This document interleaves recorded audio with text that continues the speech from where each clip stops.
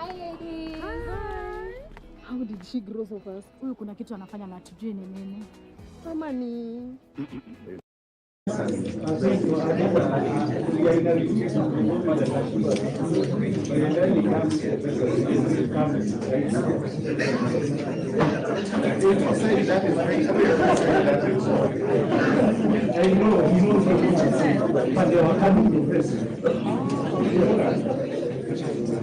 It's a good question. Now that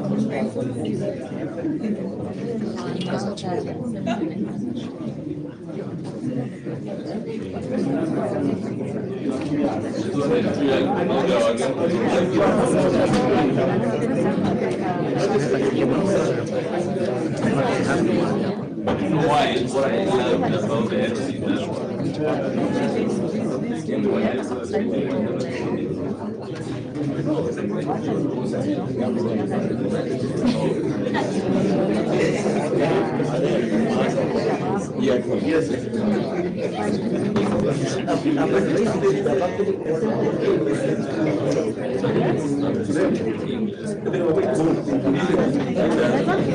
I don't know where.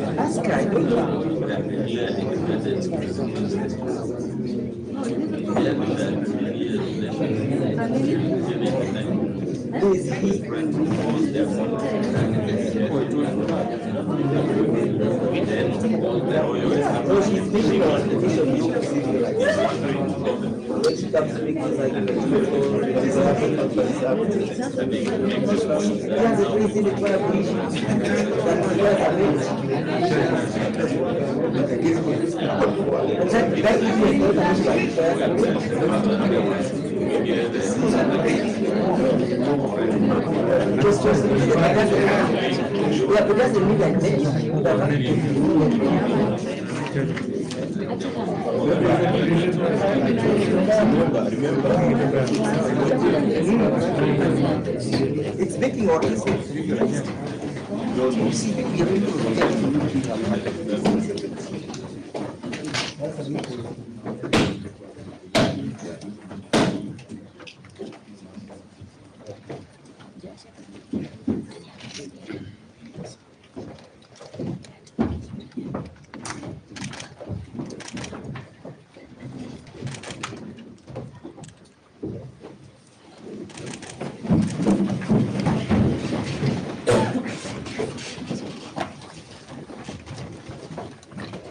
Good afternoon. We will proceed from where we left.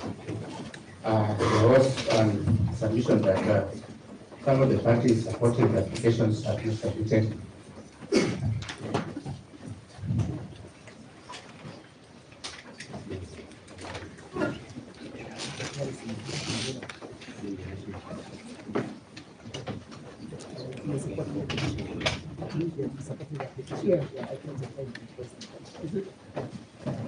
In the absence, I'm here. I'm sorry. I'm ready to speak.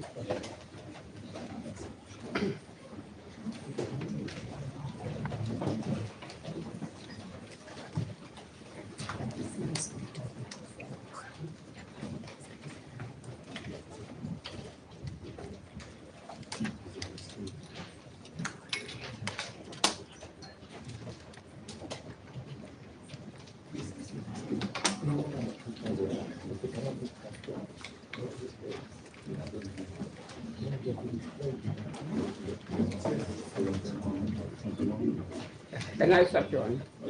Yeah. John, my learned friend Mr. Kibe mentioned Justice Mother during his address to you. And I thought I would mention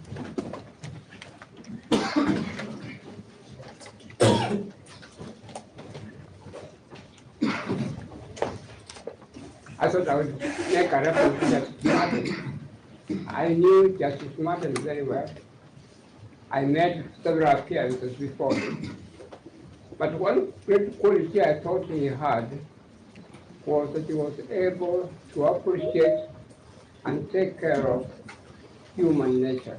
He understood that human nature was very important in administration of justice. I recall I appeared before him during the time when a lot of arrests were being made in the country by President Moi. And I made an application for bond pending arrest. There was no provision in the Criminal Procedure Code. There was no provision or a decided case in court in the country at all. But still, I made this application before him. And my pleasant surprise, Justice Martin gave me the order of bail pending arrest. And bail pending arrest became law of the country. It helped very much a lot of people who were being arrested during the time President Moi was in power. My Lord, what you have before you, I'm inviting you very respectfully that you have to take into account what is happening in the country. Here is Deputy President of the country. The executive is asking for a conservatory order to be lifted. Deputy President is not a small position in the hierarchy of Kenya at all. He has overwhelming political following. Himself and our President, President Ruto, worked together jointly, and they won the election. One of them became president, another became deputy president. In my view, the two are inseparable. And you cannot take one and leave another one at all. The moment, my Lord, you lift the conservatory order, there could be a problem in the country. There could be trouble in the country. Currently, I'm advised the poll rating of our deputy president is 70% in the country. He has won a lot of sympathy votes from those even who didn't like him at all. 70% is quite a big percentage.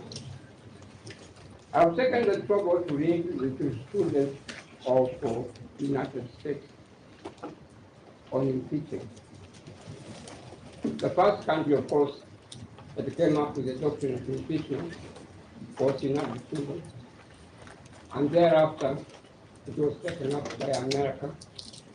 And there's a lot of write-ups, a lot of cases where a lot of people have been impeached, a lot of officers of the state have been impeached. But none of them has succeeded at all in impeaching a president. No president in the United States has been worsted because of impeachment at all. We are a young country. We have got our own problems. Problems of extreme poverty. Our people now are wallowing in poverty. They cannot get a meal. Those of us who happen to be in a certain class are lucky. People like Camino can talk about going for lunch. There are some people in this country who can talk about going for lunch at all. Our people are in a very poor kind of situation. We have problems of tribalism. We're still a tribal society. We cannot pretend that we are more sophisticated at all. We have problems to do with conservation. Let me show you Glovo. Order your favorite food and make the night na Kodiako even better. Or reward your little one and order her favorite gift. Download Glovo and order anything you want, we'll deliver. Ladies and gentlemen, it's been a great show.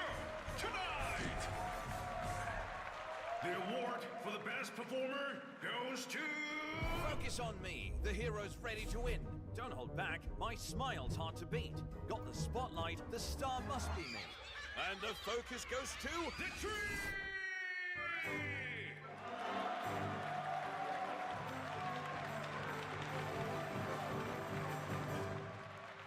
Wherever the hero is, the focus is there. Vivo. I don't know very much about Professor Kindiki. I have nothing against him. He has never wronged me. And I don't think that he has ever said anything anywhere against me at all. I have nothing against him. But all that we are very much interested in at the moment is to make sure that we have one country. May I remind you the Constitution for court service. Whenever there has been a great departure from the constitutional sense or from constitutional jurisprudence, there has been a problem around. In 1988, 81, and 82,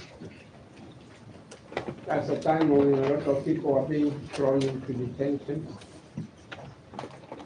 People like Paul Mwite were hiding somewhere else in embassies, I think in embassies offices and so on, because of what was happening there to take us out. I was personally in detention at that time. That is the time when we had a coup in the country. In the year, I think it's 2007, we more or less had also chaos in the country.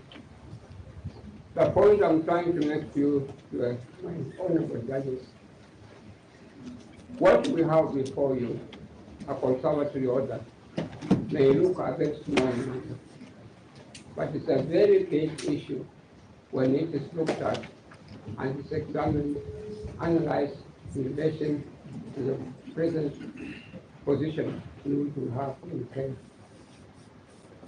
If I may say so, and this, which the Attorney General was here, I would tell her very bluntly. Those who want the Deputy President out, let us assume he's kicked out.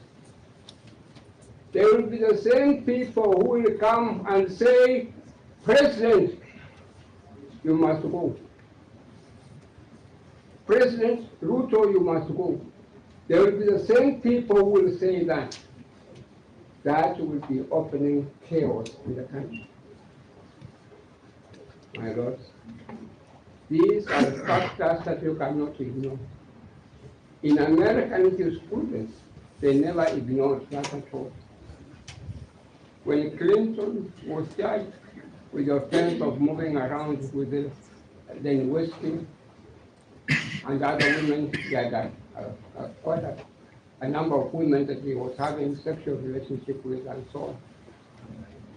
Somehow, as the states continued to adduce evidence, the Americans found that Clinton was becoming more and more popular in the country. Those who wanted to see Clinton impeached had to abandon the idea of impeachment because he was becoming a very, very popular president. And moving him out of the position of president would have brought chaos and misunderstanding in the country. So, my lord, I'm saying to you again very respectfully that please do not try to give the what we need to be conservative orders as Madam friends are asking for. I hope my little girls have brought my would you think of my bag, please? Yeah.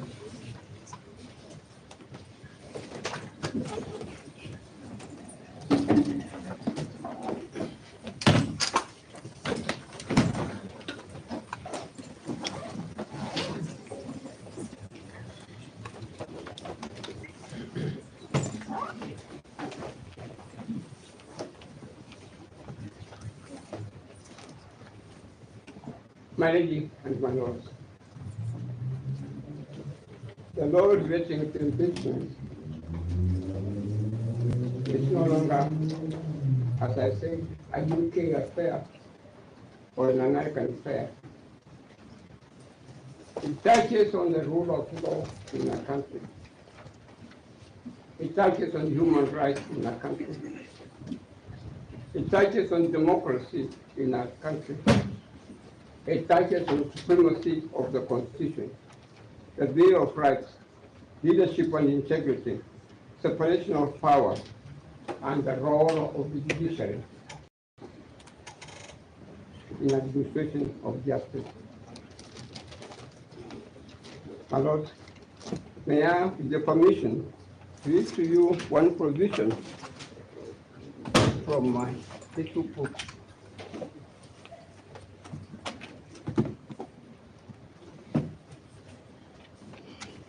This is referred to Article 150, page 492, a commentary of the Constitution of Kenya, page 150. May I read it to you? 492.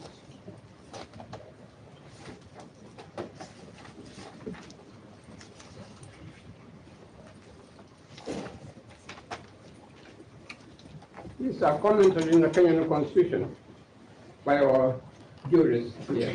And this is what it says. It says some able words which are eye-opening.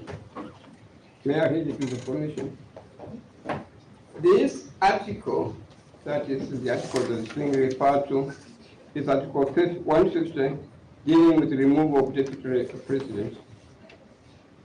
This article, which sets out the situation that a deputy president can be removed, protects the deputy president from arbitrary decisions. What has been taken here is an arbitrary decision by Parliament, by the Senate, and that should not be taken by the court at all. Arbitrary decision of the president in the same constitution. If I may pause here, there is a mention of the president. A lot of problems we've had in this country have been caused by the executive, have been caused by the president. We normally have found ourselves in this hostile area because of the acts and behavior of the president. We must tell it as it is. President Moi caused detentions. He acted rashly by putting people in detention. We have had extrajudicial killings because of the presidency. We have had some other ills because of the presidency. May I continue?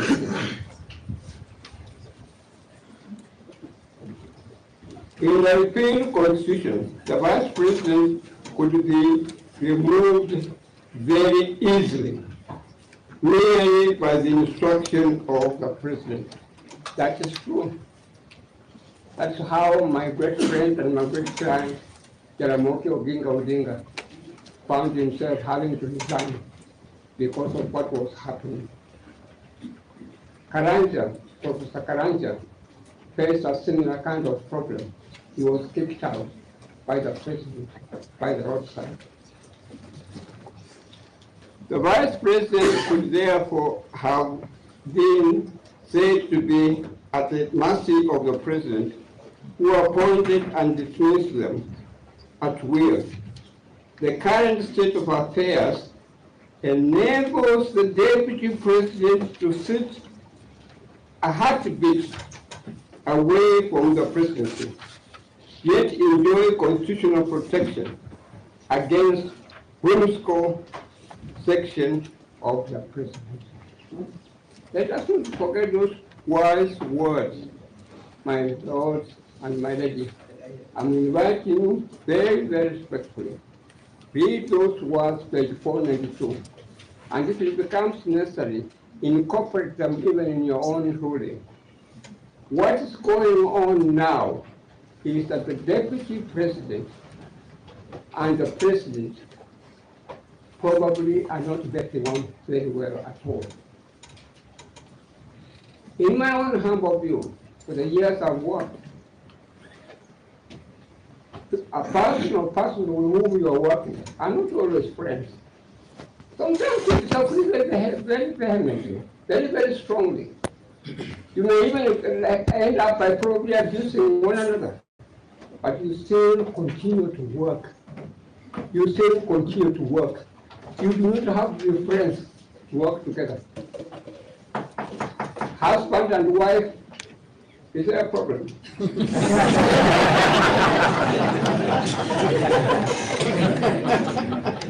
Husband and wife, and I've handled such cases.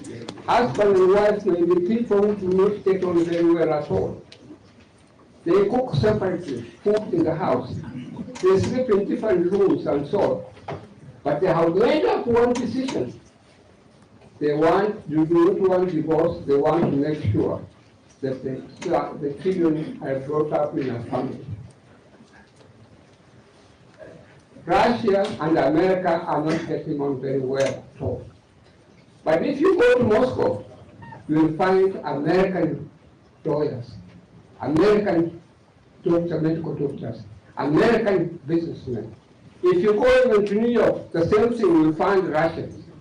To have a relationship, you do not have to be friends at all. The fact that the president now and the deputy president do not talk to one another, it does not matter. At the beginning, they are talking very well. They are talking to one another very well. Ratio and Ratio and broadcast were great friends. Some of them were very happy. They had two wives, two presidents, all of them looking at people of the same family. That is the culture we want. That is the civilization we want.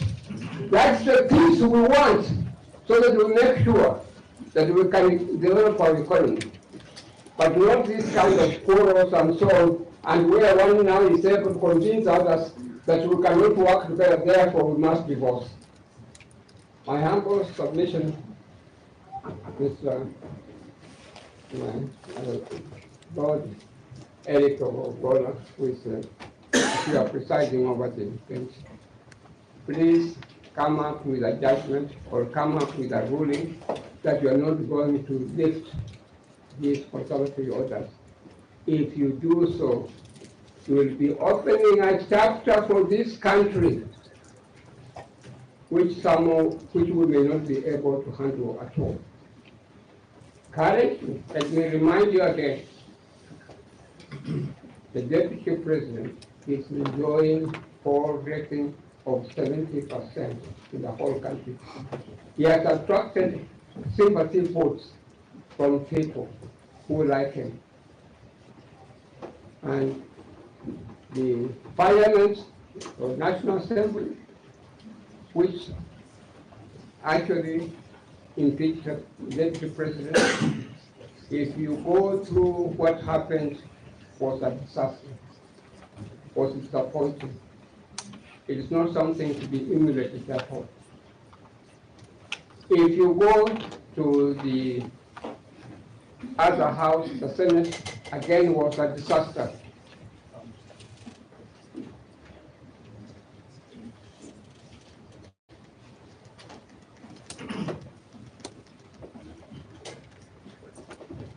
Can I continue, Mama? Please wind up the submissions. I'm winding up. I'm winding up. And I'm winding up on this note. My Lord and my Lady, I have lived enough in this country, I've lived long enough in this country, and in particular in Nairobi. When you hear a rumor, do not be so small-minded and dismiss the rumor at all. The rumor usually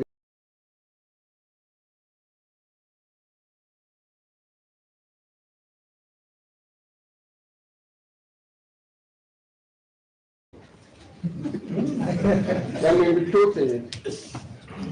When you hear people were seeing with so and so, don't dismiss it very quickly. There may be truth in it. This is the ability that Justice Madden had, and that's why he was able to rise to where he was. The ability to be able to know what's going on in the country and so on. We are a corrupt country, and the Besha still controls the country. It controls Parliament, it controls Senate. Let it not be said it controls petition. Thank you.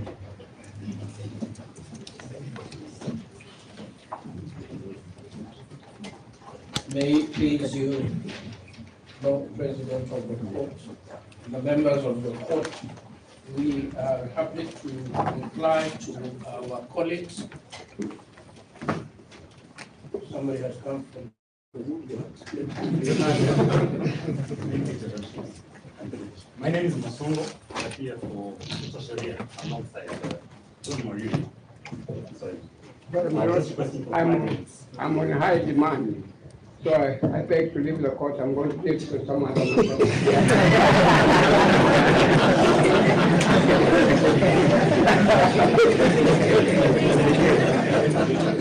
Just a clarification whether Kiyoshi Sharia was enjoined. Last time Dr. Minwa made an application for Kiyoshi Sharia to be enjoined, and then you enjoined Dr. Minwa himself. Yes, yes. Two of you guys now,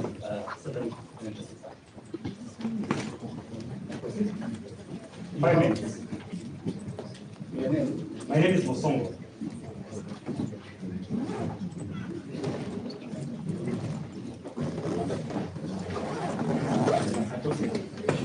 Thank you so much. Your Lordship and your Ladyship. At Kiyoshi Sharia, our slogan and motto is that we care for justice. Our intention at all times is to uphold the Constitution and ensure access to justice.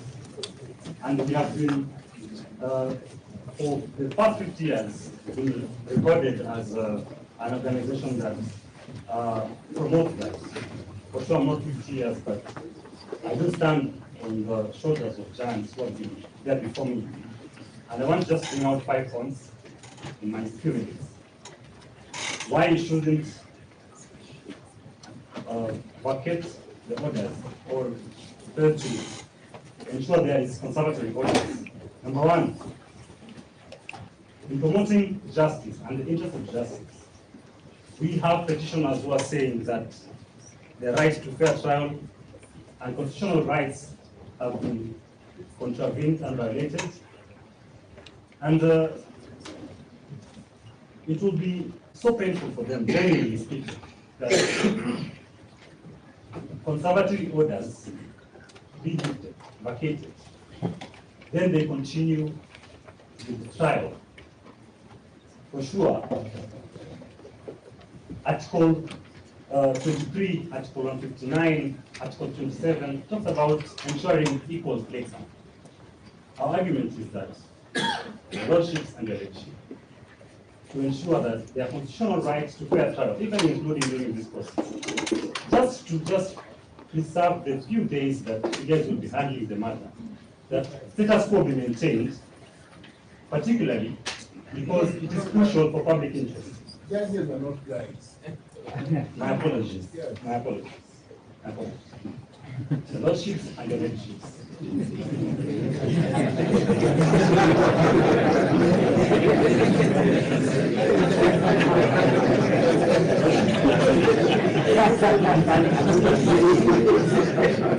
It is believed in public interest, genuinely, that, and the stability that,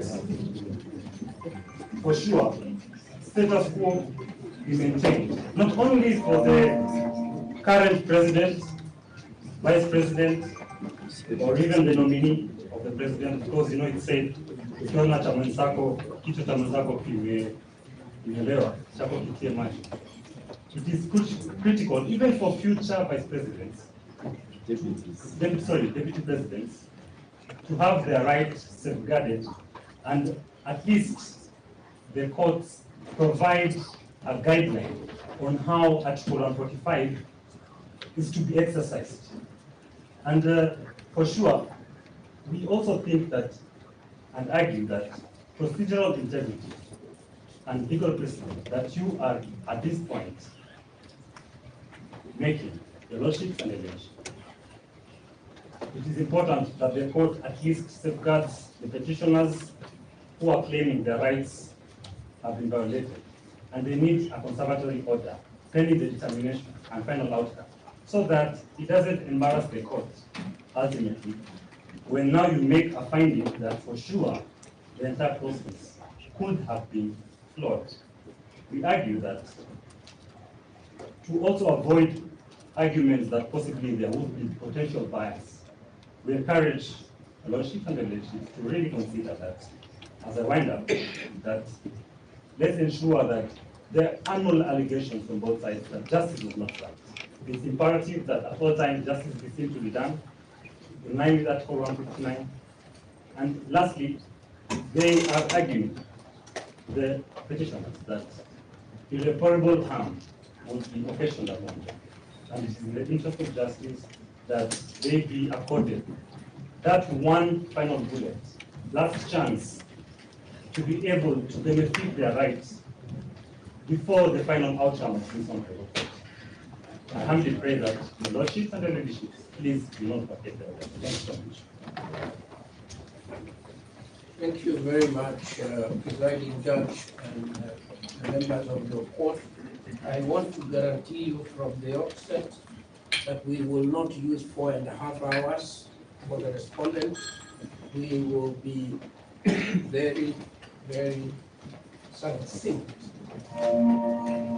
Indeed, we may even go half that time. Every lawyer in this court is entitled to his opinion as to what the law is.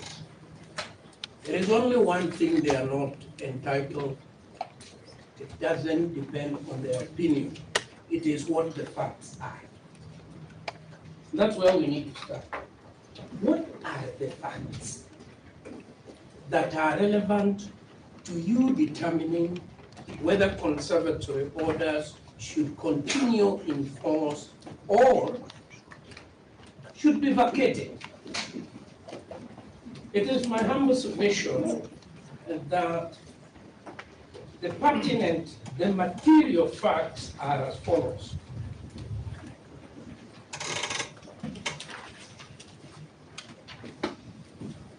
On the 17th of October 2024, the Speaker of the Senate gazetted the removal from office of the former Deputy President, the Honorable Rigathi Gachagua, by dint of Article 157, sub-Article 7. It is important for us to go there, my lord, and it will take half a minute. What is the language of 145, sub-Article 7? It is this: if at least 2/3 of all members of the Senate vote to uphold any impeachment charge, any, the president shall cease to hold office. That's the language, shall cease to hold office. As at the day and the time and the minute that Senate voted, the Deputy President ceased to hold office. I hope this doesn't disappoint my learned friend Teresia Kimodo of Teresia Kimodo and Company, who wants an apology. The Deputy President ceased to hold office. But something else happened. An intervening fact is that on Friday, the 18th of October, via a special sitting of the National Assembly, the Honorable Professor Kindiki Kithure, pursuant to Article 149(1), having been nominated by His Excellency the President, was confirmed by the National Assembly. It voted on his nomination. person has ceased to hold office, another person has been appointed, has been nominated, and the body entrusted in law in affirming that nomination did so. That was at 1:30 p.m. on Friday, the 18th of October, 2024. What then did the honorable judges of the High Court of Kenya conserve? What were they conserving? There was nothing to conserve.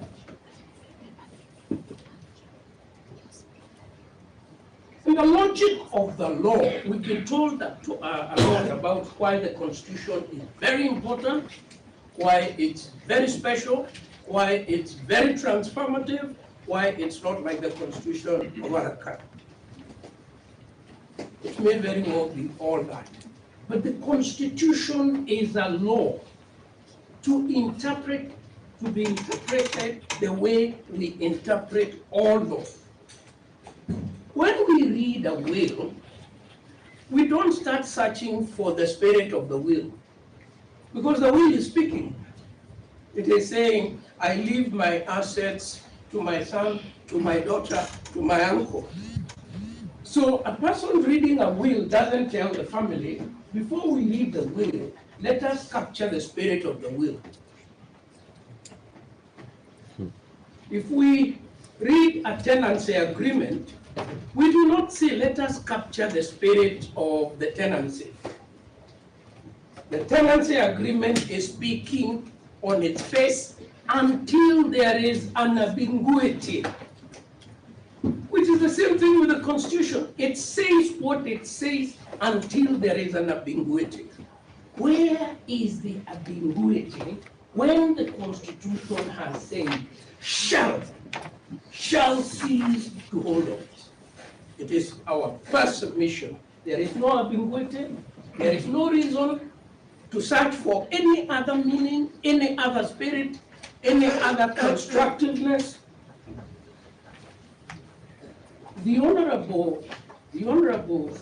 The petitioner is aware of that.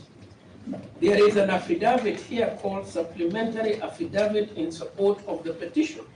What does it say in paragraph 22?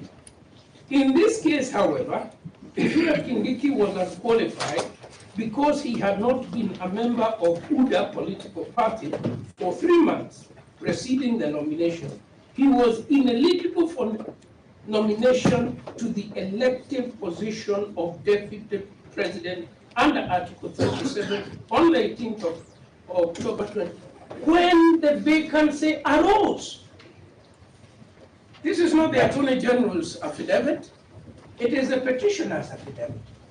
So that his lawyers may be acting contrary to his express instructions, because he has sworn an affidavit in which he acknowledges that that office became vacant. It is our second submission that when the so-called conservatory orders, and my colleagues will demonstrate that these are not conservatory orders, these were mandatory injunctive orders of a nature not contemplated by the Constitution in this circumstance. At 1:31 p.m., when the conservatory orders both were issued both in Kerogoya and in Nairobi, there was nothing available to conserve. The substratum of their complaint had been overtaken by events. And so much so, my lords, that, and my learned friends will take you through this, there are several judges who were approached to give conservatory orders, including this bench. And you say there are matters here already overtaken by events. That news may not have reached other parts of the country. Very briefly, I will argue the public interest. My lords, this Constitution is a Constitution to protect everybody. Sometimes it is cited as if it was tailored only to protect a section of the society, in Kenya. It is for everybody, including the institutions that it establishes. It is to protect the judiciary. It is to protect the legislature. It is to protect the executive. We are told continuously that the executive is a problem. The executive is a problem. The executive is also protected by law. The president has a power donated by this constitution to nominate a deputy president. He did that. He has the power to send that name to court, to parliament. He did that. Parliament has the power to vote on that vote. It did that. But it is being suggested that that in itself finds no protection under the Constitution. What finds protection in the Constitution is the conservatory order that came from Kirogwea. Yeah. So, a place called Kirogwea.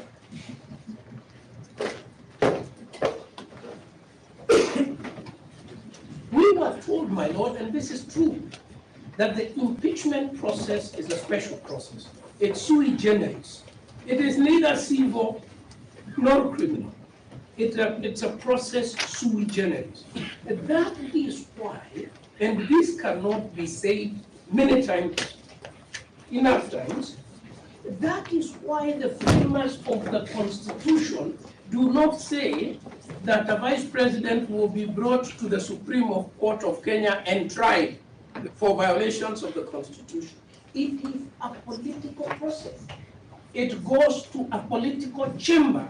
Senate sees it as a political body. That's what happens in there. When Dr. Kaminwa says impeachments are never successful in the United States, it is because of the peculiar politics of the United States.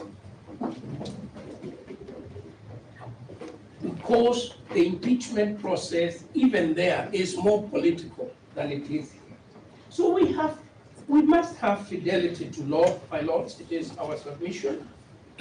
If you read through the case of Kirero Ngugi, it is in our bundle, and I will not. And if you read the case of Martin Wambora, Kirero Ngugi is instructive. This is what the court said, and I will be very brief. A court must satisfy itself that the case before it is not caught up by the bar of non-justiciability. The concept of non-justiciability is comprised of three doctrines. Firstly, the political question doctrine. Secondly, the constitutional avoidance doctrine. Thirdly, the rightness doctrine. Actually, much was said about justiciability. This is not new law. This is old law. It is thousands of years law. It's thousands of years of English law. The first thing the judge would ask is, what is your course of action? You must have a course of action. The court is not a forum where litigants can hold an academic debate. The judge will always ask, what is your course of action? Okay?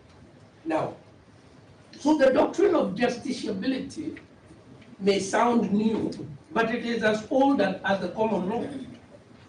What is the political question doctrine? We are not going to argue it. But it is actually straightforward that the Constitution recognizes that it has donated power and authority to several institutions.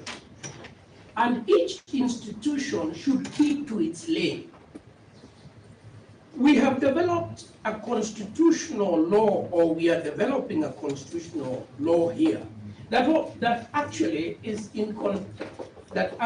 invites contravention of the Constitution. And it is this, that every conceivable social, political, cultural, economic grievance is capable of a constitutional resolution.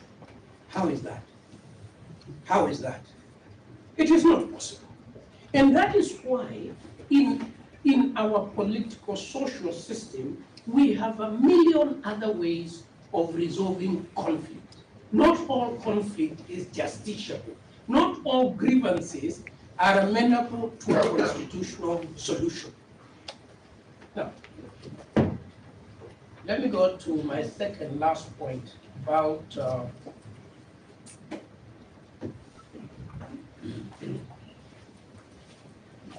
I want to take you to the case of County Government of Kisii and two others versus the Independent Electoral Commission. It is a 2024 decision. And this is the last thing I'll say before I invite my colleagues to come in. The gracious lady will not have to bang her gong. This is what the court said in that matter. While guided and applying the foregoing, in this case, the law does not anticipate that the office of the deputy governor shall remain vacant indefinitely for whatever reason. Having so held that gazettement is a mere administrative formality, and taking into consideration the circumstances of the instant case, whereby nomination and approval by the County Assembly of Kisii was undertaken way back in April 2024, it would be unconstitutional to further delay and postpone indefinitely the filling of the vacancy of the office of the Deputy Governor of Kisii. That's what that court said. Finally, because I'm still within time, the Wajir case shows that our constitution has self-correcting provisions. What happened there, my lords will remember, yes, is that the governor had been impeached. During his impeachment, the deputy governor assumed the high office of governor. He went to court. After a long litigation, the court found his impeachment was wrong. And then the court said, reverse the order. Just to use an expression by my learned friend, I think it was Mr. Kibamo, the law is organized. The heavens didn't come down in Wajir. The law said, go back to your office, and the rest of you go home and do something else. That is how to ensure certainty, predictability, stability. That is what we should have here. We are here. I am told on behalf of the Attorney General to assure you that for as long as this matter is litigated, the law will be observed. If a day comes when anything needs to be reversed, that will be reversed. But for now, the public interest is in continuity. Thank you. Yes, my Lord, Your Ladyship and my Lord, can we dive right into my submissions? And I will demonstrate, my Lords, that contrary to the submissions made by my learned friends, Articles 47, right together with Articles 50 and Article 25 1C on the right to a fair hearing were complied with. And I will show, my Lord, that as of the time that notice was received in Senate by the Speaker on the 9th of October 2024, notices were issued to the petitioner to file all the documents as prescribed and to defend himself to every question that was raised in the National Assembly, which, my Lord, you recall, had voted by 282 members to impeach the Deputy President.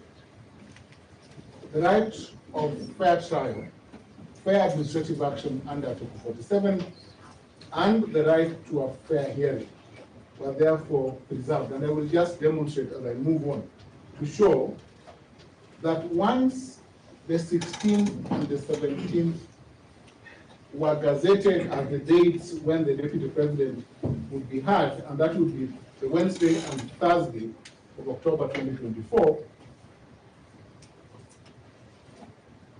the motion, the 7-day period when motions and pleadings were exchanged and commenced.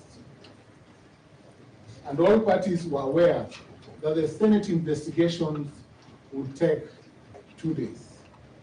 Your Ladyship and my lords, parties were then invited to respond to every allegation. This was a two-tier trial, my lords.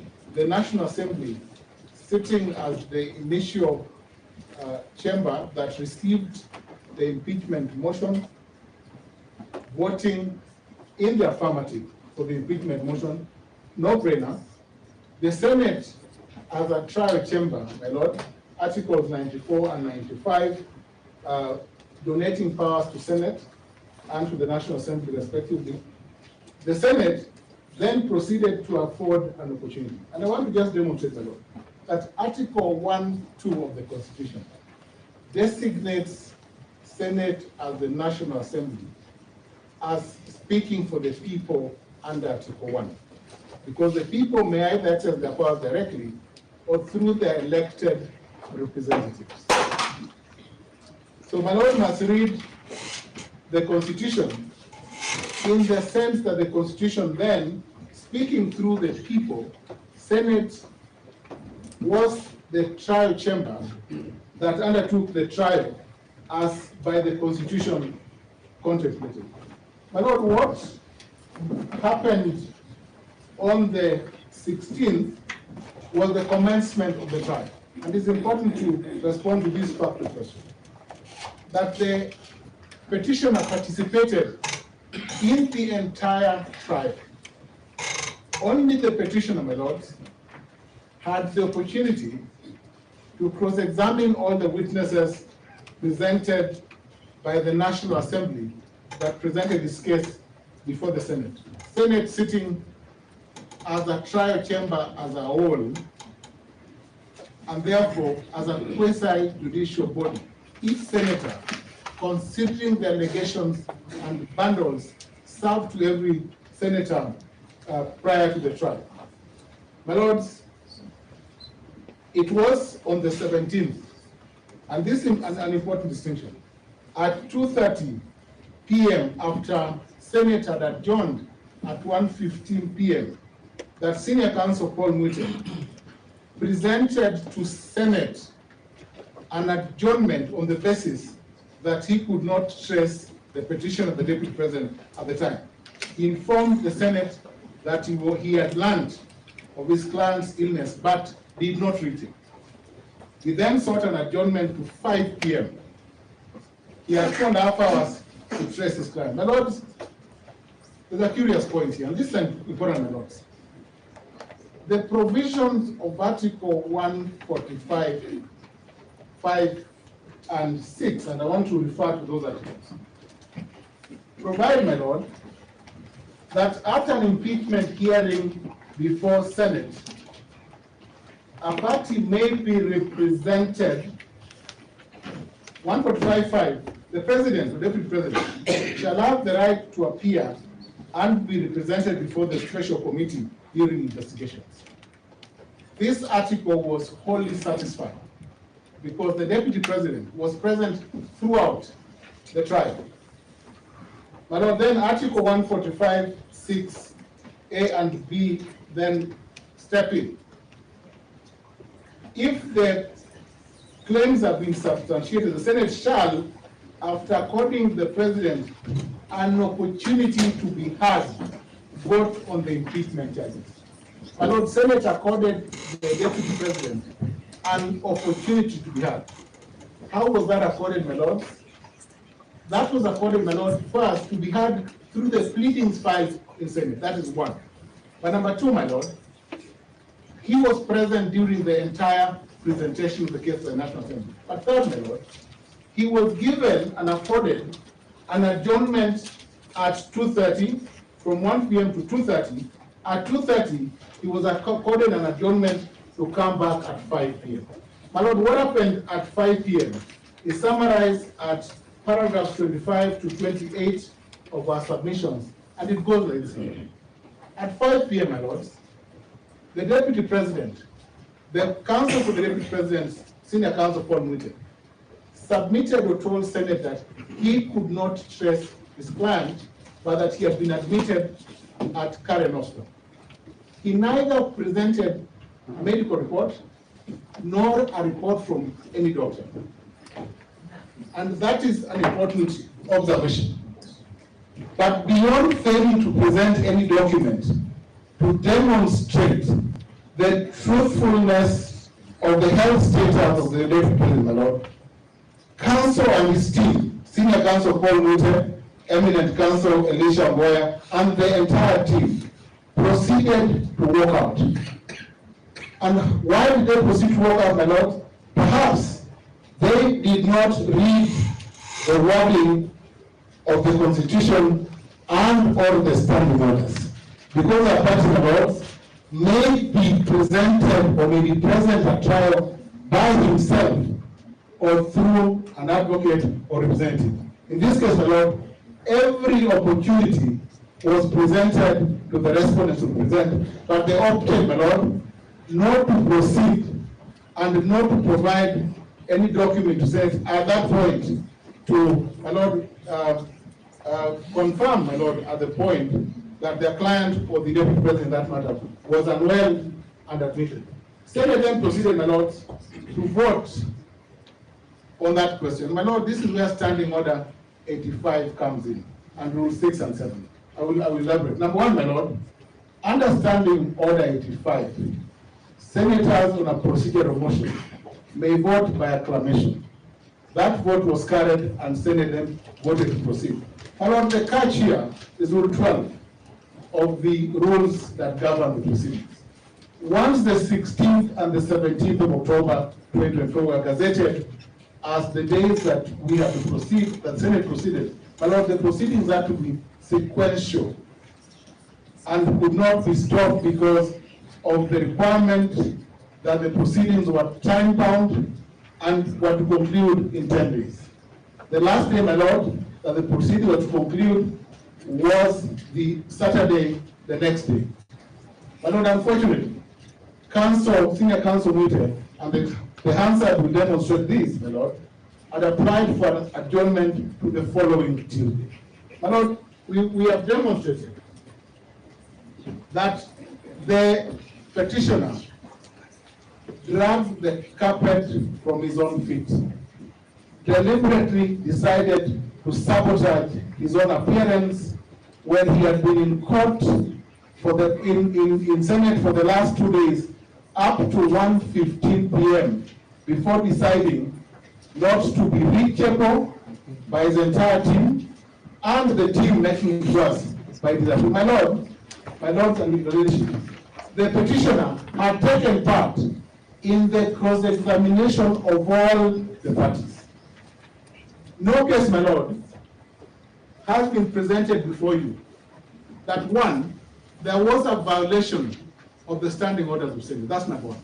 Number two, that Senate did not consider some material defense to any of the charges that were proffered against the Deputy President. My lord, I just want to, for clarity of thought, submit that even on the submission that my learned friend Mr. Macharia made before this court, that there was additional evidence that was entertained by the Speaker under Rule 6 and 7 by hearing a witness called Mr. Njomo. I remember that submission, my lord. My lord, that was a substantiation of a charge on economic crimes that failed. Only, my lords, 5 out of the 11 charges proffered against the Deputy President petitioner hearing succeeded. Only 5 out of the 11 charges. How else can Senate have been judicious? It threw out 6 charges. None of the petitions brought before you seems to commend Senate for standing its high ground and throwing out 6 of the charges.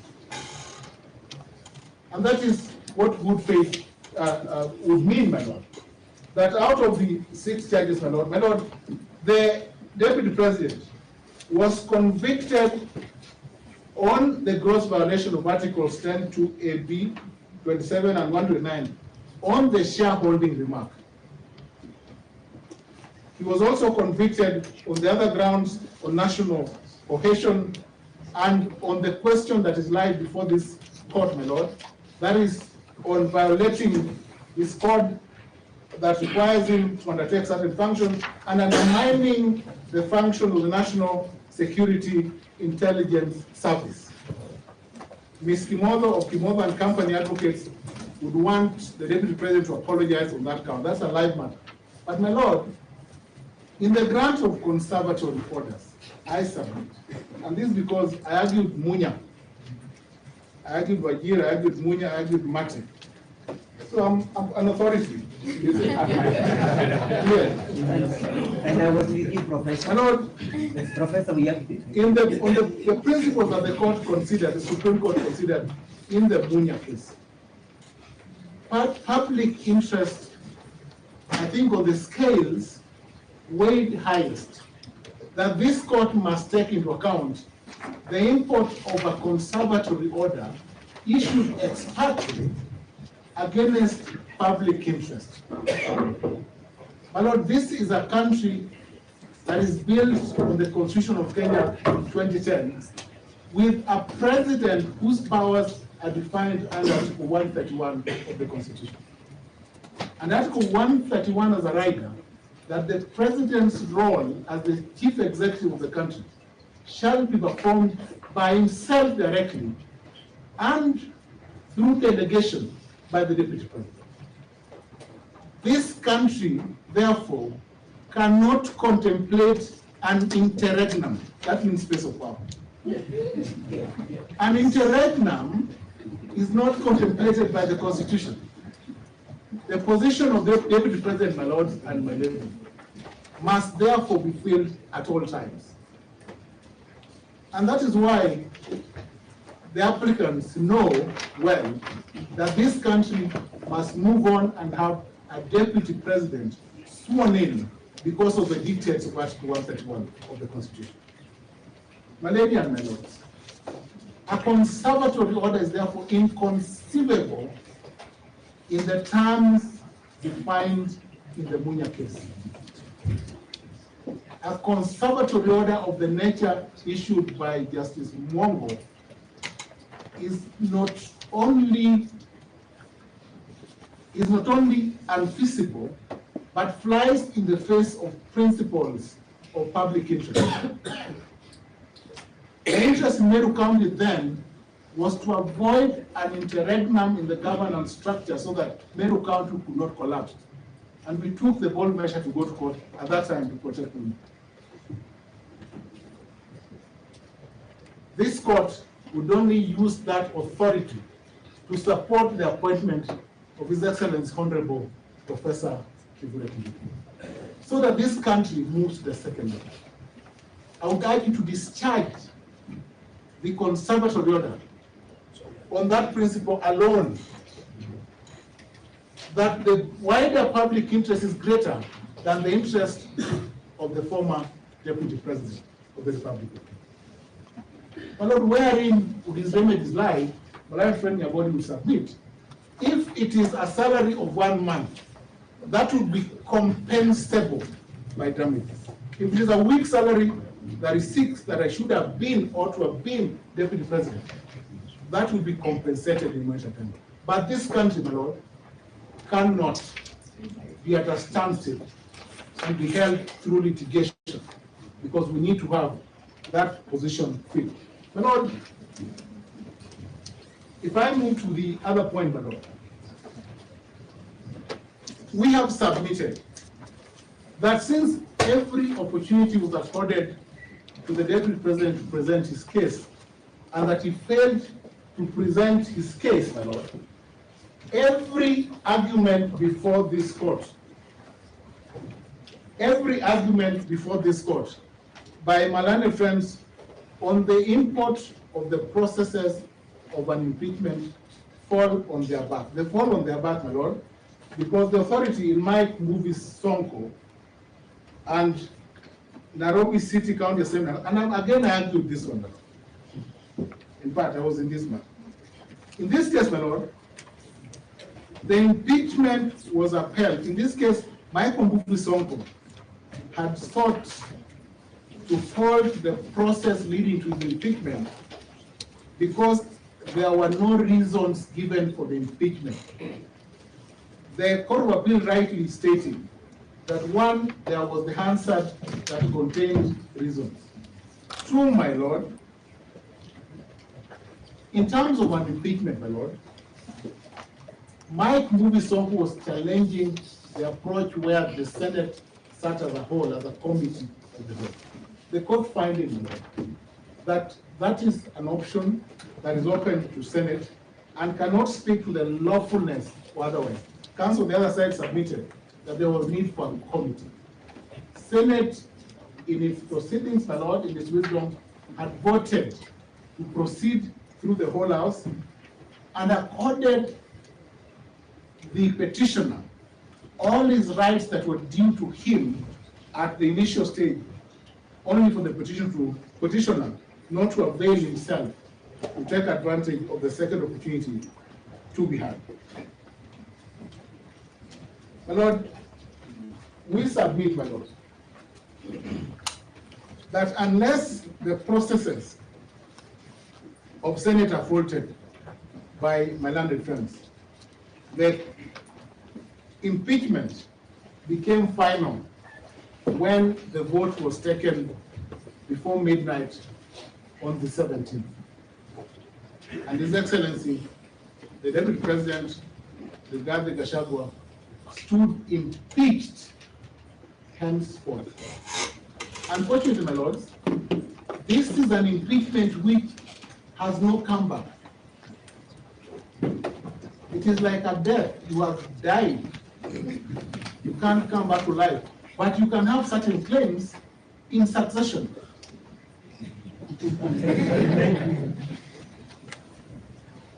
And that is why we have the law of succession. Rights and remedies then come into question. My lord, set aside the conservatory orders. Let us move on, my lords. The bigger public interest tilts in favor of the appointment of His Excellency Professor Kindiki. A very good man. Thank you. Thank you.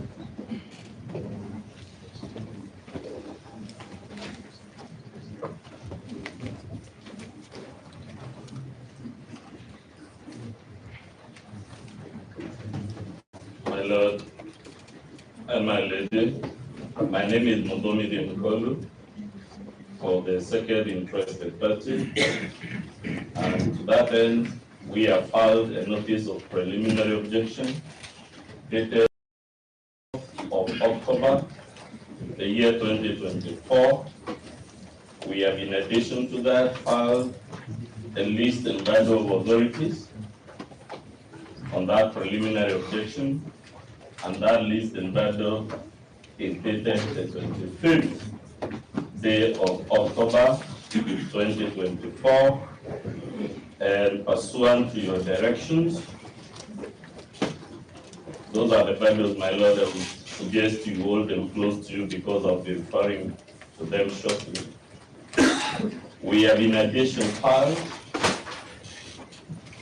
written submissions, skeleton submissions dated the 27th day of October 2024.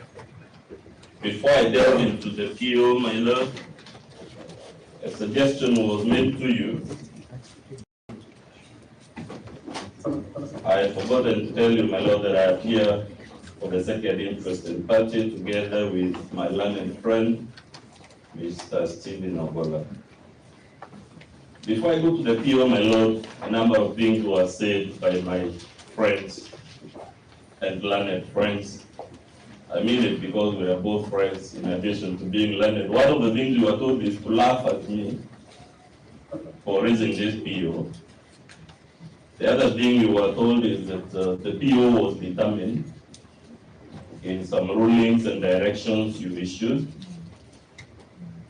And our simple answer, my Lord, is that unless I am mistaken, observations made by the court at the ex parte stage before full benefit of argument from all sides cannot be the subject of a submission that the issue is settled. But if you listen to me while we have raised this PO, and you find that I deserve to be laughed at, it's okay. My Lord, our PO makes only 3 interrelated points. The point number 1, which you'll find in paragraph 1 of our written submission, is that the High Court's jurisdiction under Article 23, which governs human rights litigation, and Article 165, which is about enforcement of the Constitution, to confirm whether anything.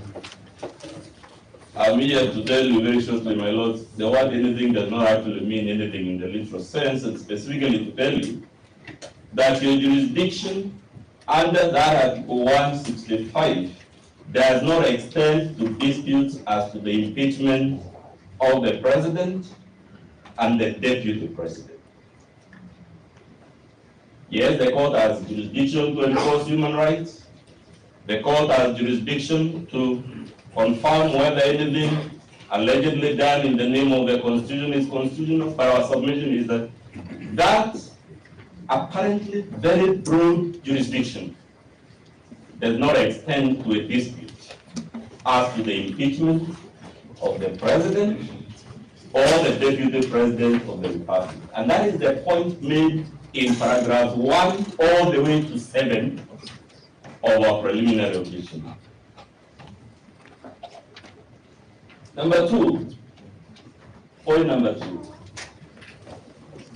This court, and indeed all other courts of the Republic of Kenya, have no jurisdiction to entertain a dispute as to the impeachment of the President and the Deputy President. But if we are wrong in that submission, my Lord, because I have been wrong many times, we make the submission that the only court that would conceivably, arguably, mark my words, conceivably and arguably have jurisdiction on this dispute is the Supreme Court. And that is the subject of paragraph 8 of our preliminary objection. Why do we say that this court, though we acknowledge its broad jurisdiction under Article 23 and 165, does not extend to presidential impeachment disputes? The reasons, my Lord, are set in paragraph 6 of our submission. And the simple point is this: that our Constitution denies this court, the High Court jurisdiction, on countless matters that would fall under Chapter 4 on the Bill of Rights. Case in point, presidential elections involve human rights under Article 38. It is clear in the Constitution that this court has no jurisdiction over a dispute relating to a presidential election. Even if someone were to come here and say that he was denied his Article 38, which is the human rights under that election. My Lord, it is clear by dint of Article 58 sub Article 5 that this court has no jurisdiction to hear a dispute as to a declaration of a state of emergency. My Lord and friend, Mr. Mwea talks of the word disease. We are all sufficiently decent to acknowledge that nothing invades the entire regime of human rights than a declaration of emergency. That declaration can affect the right to assembly, to expression, to basically everything. And yet the Constitution is clear: if you have a dispute as to that matter, Never mind that he has abrogated the entire Bill of Rights. The court you go to is not the High Court. It is the Supreme Court. And property is a matter of the Bill of Rights, Article 40. It is clear from our Article 162 that if you have a problem in that regard, or to do with the environment, which is also a human rights matter, you go to the environment and land court. So, my Lord, I'm here very humbly to tell you, the mere fact that someone has run to you screening Article 23, Article 165, does not, without more meaning, that this court has jurisdiction to hear that matter. In other words, my Lord, for you to exercise jurisdiction over this matter, you've been told many matters, and as far as we are concerned, the matter before you, the substratum, is the impeachment. These things you're being told about Professor Kindiki are diversionaries or subsidiaries, because without the impeachment, we will not be talking about Kindiki. So the substratum of the dispute before you is impeachment. And our point, my Lord, in the absence of an express grant of jurisdiction on this court, on the substratum of this dispute, on the subject of this dispute, which reminds me of Professor Gideon Muige's issue about justiciability, then you have no jurisdiction. Luckily, my Lord, I hope we all agree that there is no clause of our Constitution that confers on this court jurisdiction to entertain the dispute before you. Which means, therefore, the question is whether nonetheless you have that jurisdiction, given your broad powers under Article 23 and 165. Luckily, my Lord, our Constitution was the product of a 20-year process that we call the constitutional process. And because it is in black and white, I invite you to go to page 5 of our Bible, my Lord, the Bible of Authorities. We have produced, rather before you, extract of the Burma's constitutional, the Burma's draft constitution. It confirms to us, if you go to page 6 with me, that during the constitutional process, Kenyans actually agonized over whether this matter should be handled in the court and which court. And it's there in black and white, Article 187 on page 6. It says the Supreme Court shall have exclusive, that must mean to the exclusion of every other court, including this one. A Roman 2, disputes arising from the process of the impeachment of the president. So when we were having our debates through the Burma's process, there was a decision, it's there in black and white, that there will be judicial review, not before this court, but in the Supreme Court. Of course, we know, my Lord, the Burma's draft was one of many. The next draft that was generated in that process is at page 7 of our Bible, the harmonized draft constitution. At page 8, again, clause 201 of that draft constitution, it is clear there in Article 201, so by Article 4, that the Supreme Court has, paragraph A, exclusive, at the lines, exclusive. We moved from that document, and luckily, my lords, the bench, to me, should be familiar with this process, to a document that went to the 2005 referendum, which was a worker draft. We have produced it at page 10 of our Bible. This document is special, my lord, in the sense that it was subjected to a referendum before the people of Kenya. And again, you find there Article 184 Kenyans were still toying with the idea that the courts can interfere in this process. But what I want you to mark again on page 11 is that the court that had been envisioned is the Supreme Court, not the High Court. We all, of course, know that draft was rejected by the people of Kenya, and that must mean, because this is the draft that reached the referendum, that the people of Kenya also rejected this rule of judicial intervention in this problem before you. Why do I say so? The next document is now the official constitution we have today, which is the Constitution of Kenya 2010. And it has no clause conferring jurisdiction on this court or even the Supreme Court. And since that rule was always on the table, my lord, but was dropped from the final draft, we must take it that the final decision the people of Kenya made at the referendum of 2010 was that there will be no judicial intervention in the dispute of the nature before you.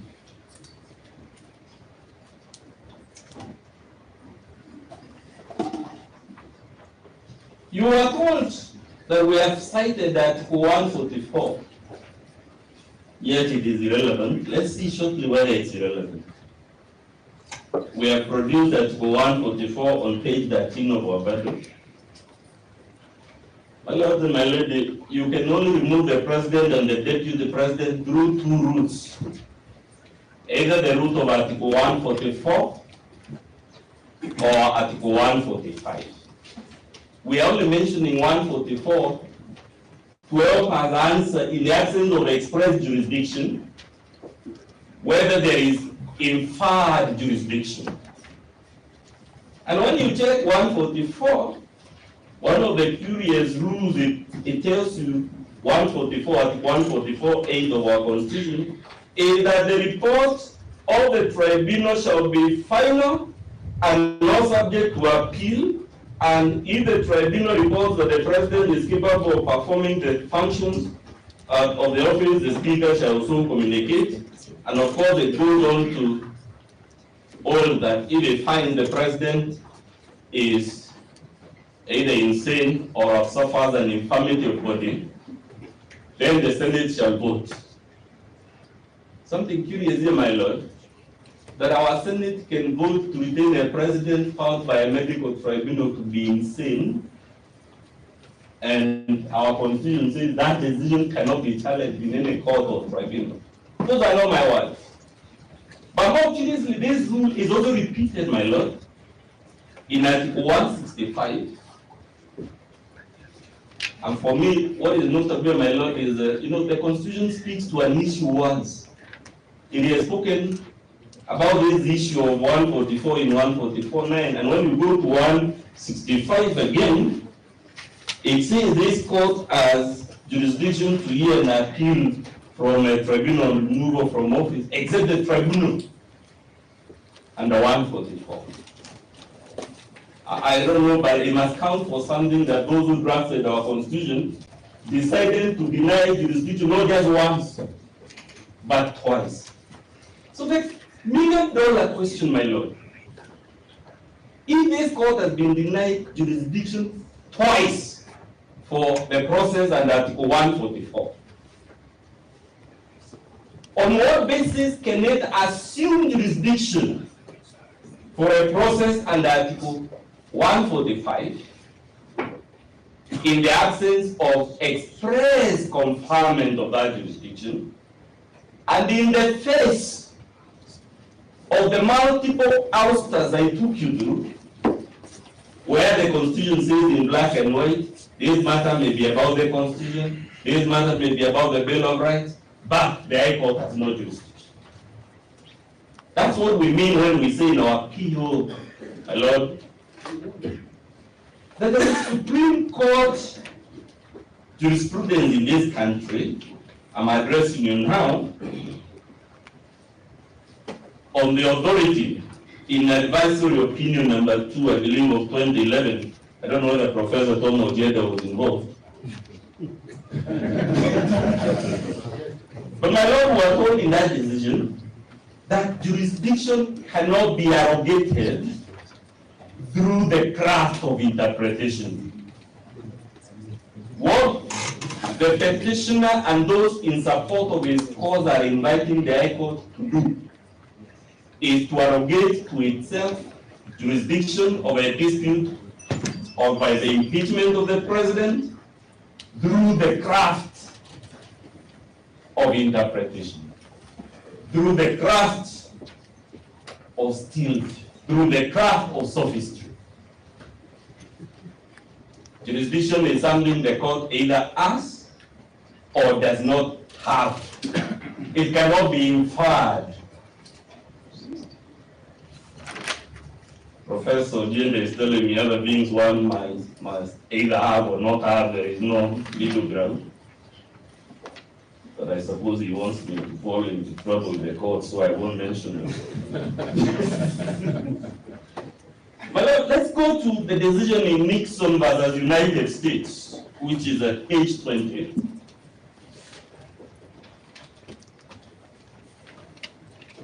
Again, you are told to laugh at me because this decision is from the 19th century.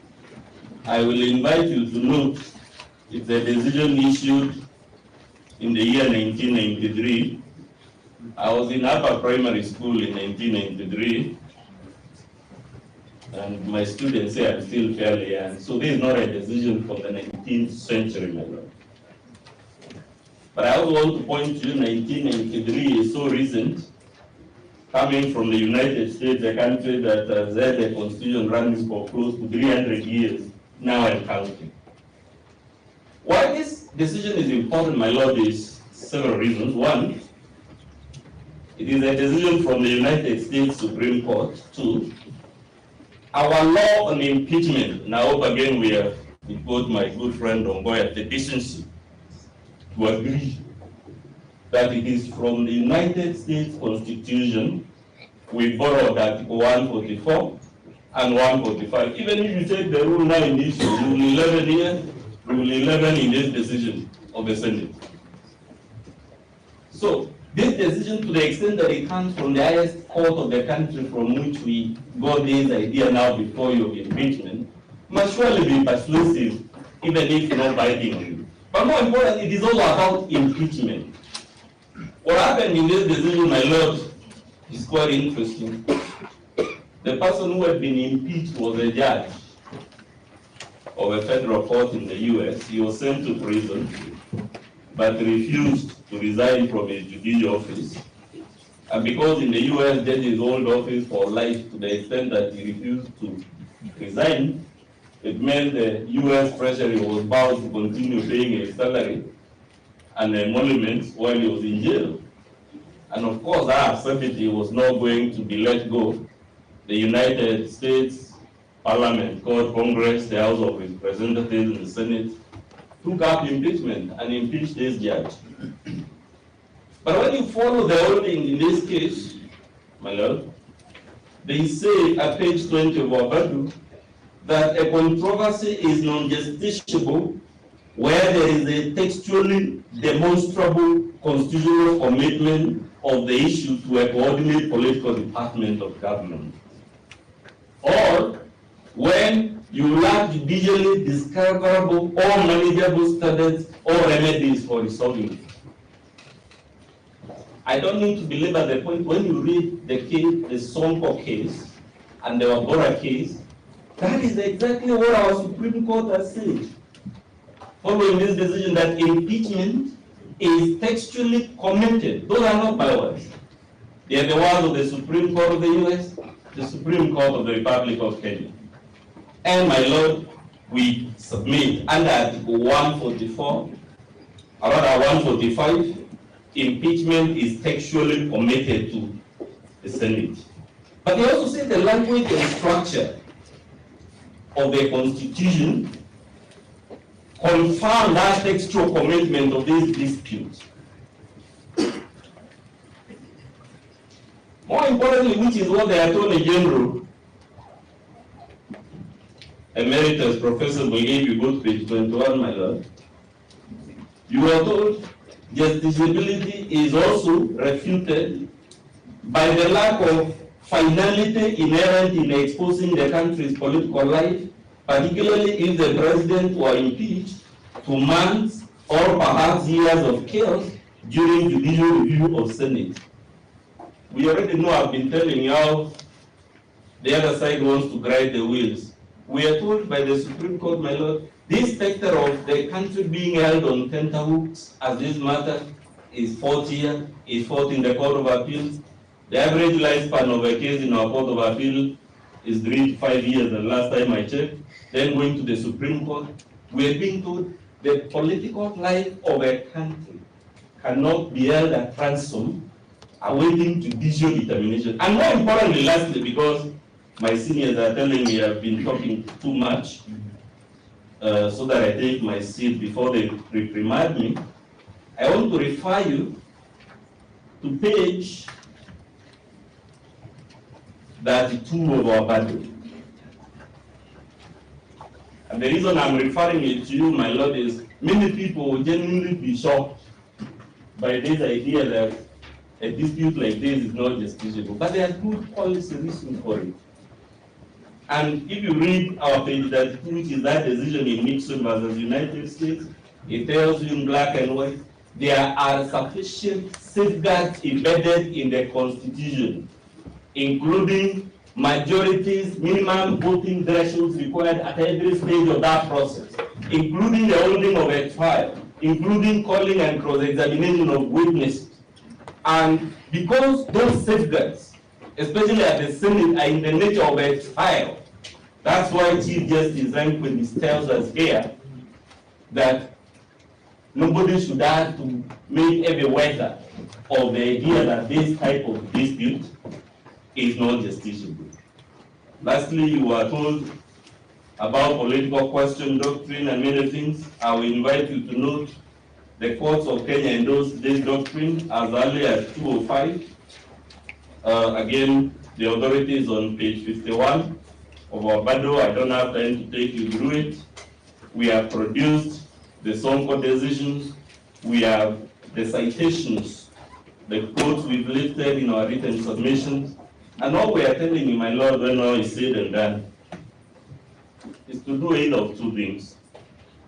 Or you have no jurisdiction. The consequence would be that these petitions must be struck out. The conservatory order must fall by the wayside, having been issued by a court lacking jurisdiction.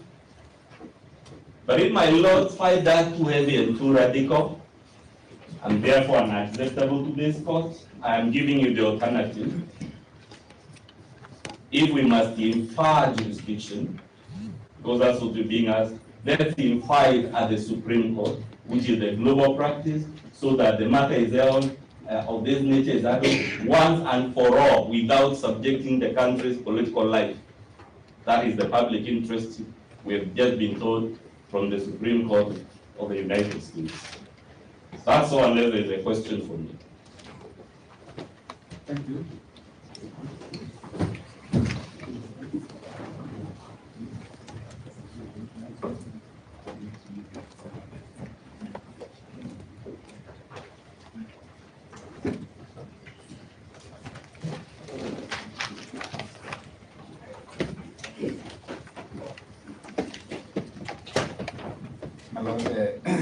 My ladies and gentlemen, my name is Milimo.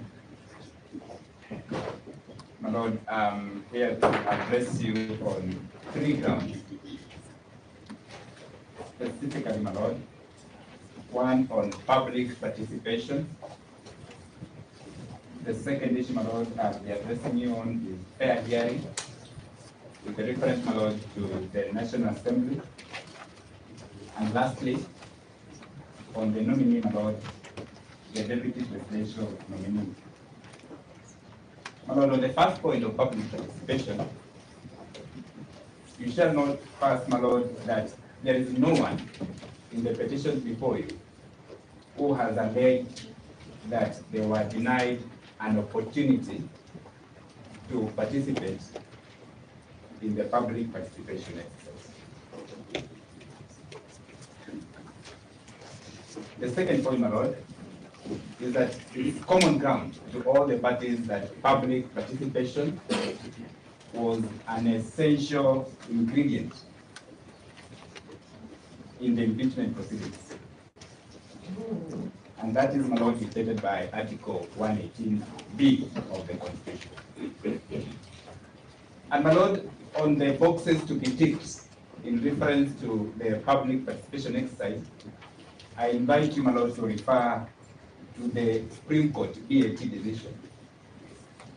And specifically, my lord, at page 45 of that decision, which we have attached, my lord, to the first respondents supplementary list and bundle of authorities dated 28th of this month. My lord, the second authority that I will refer you to on matters public participation is the recent authority, my lord, that was rendered last week by the High Court in the affordable housing decision, my lord, that is petition number A154 of 2024.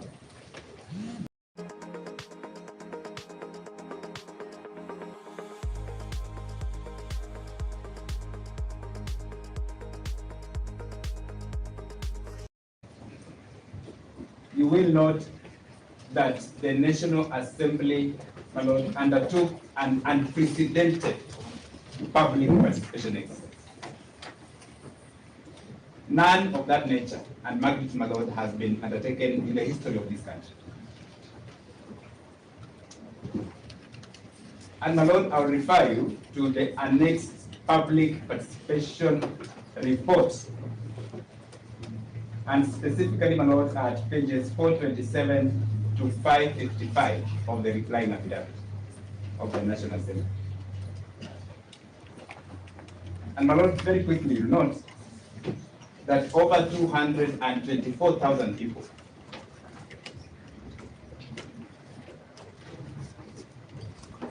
over 224,000 people were involved in the exercise,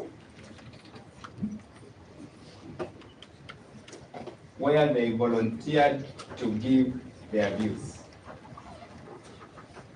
And out of those, my lord, you shall note that 65% of the people who rendered their views were in support of the motion.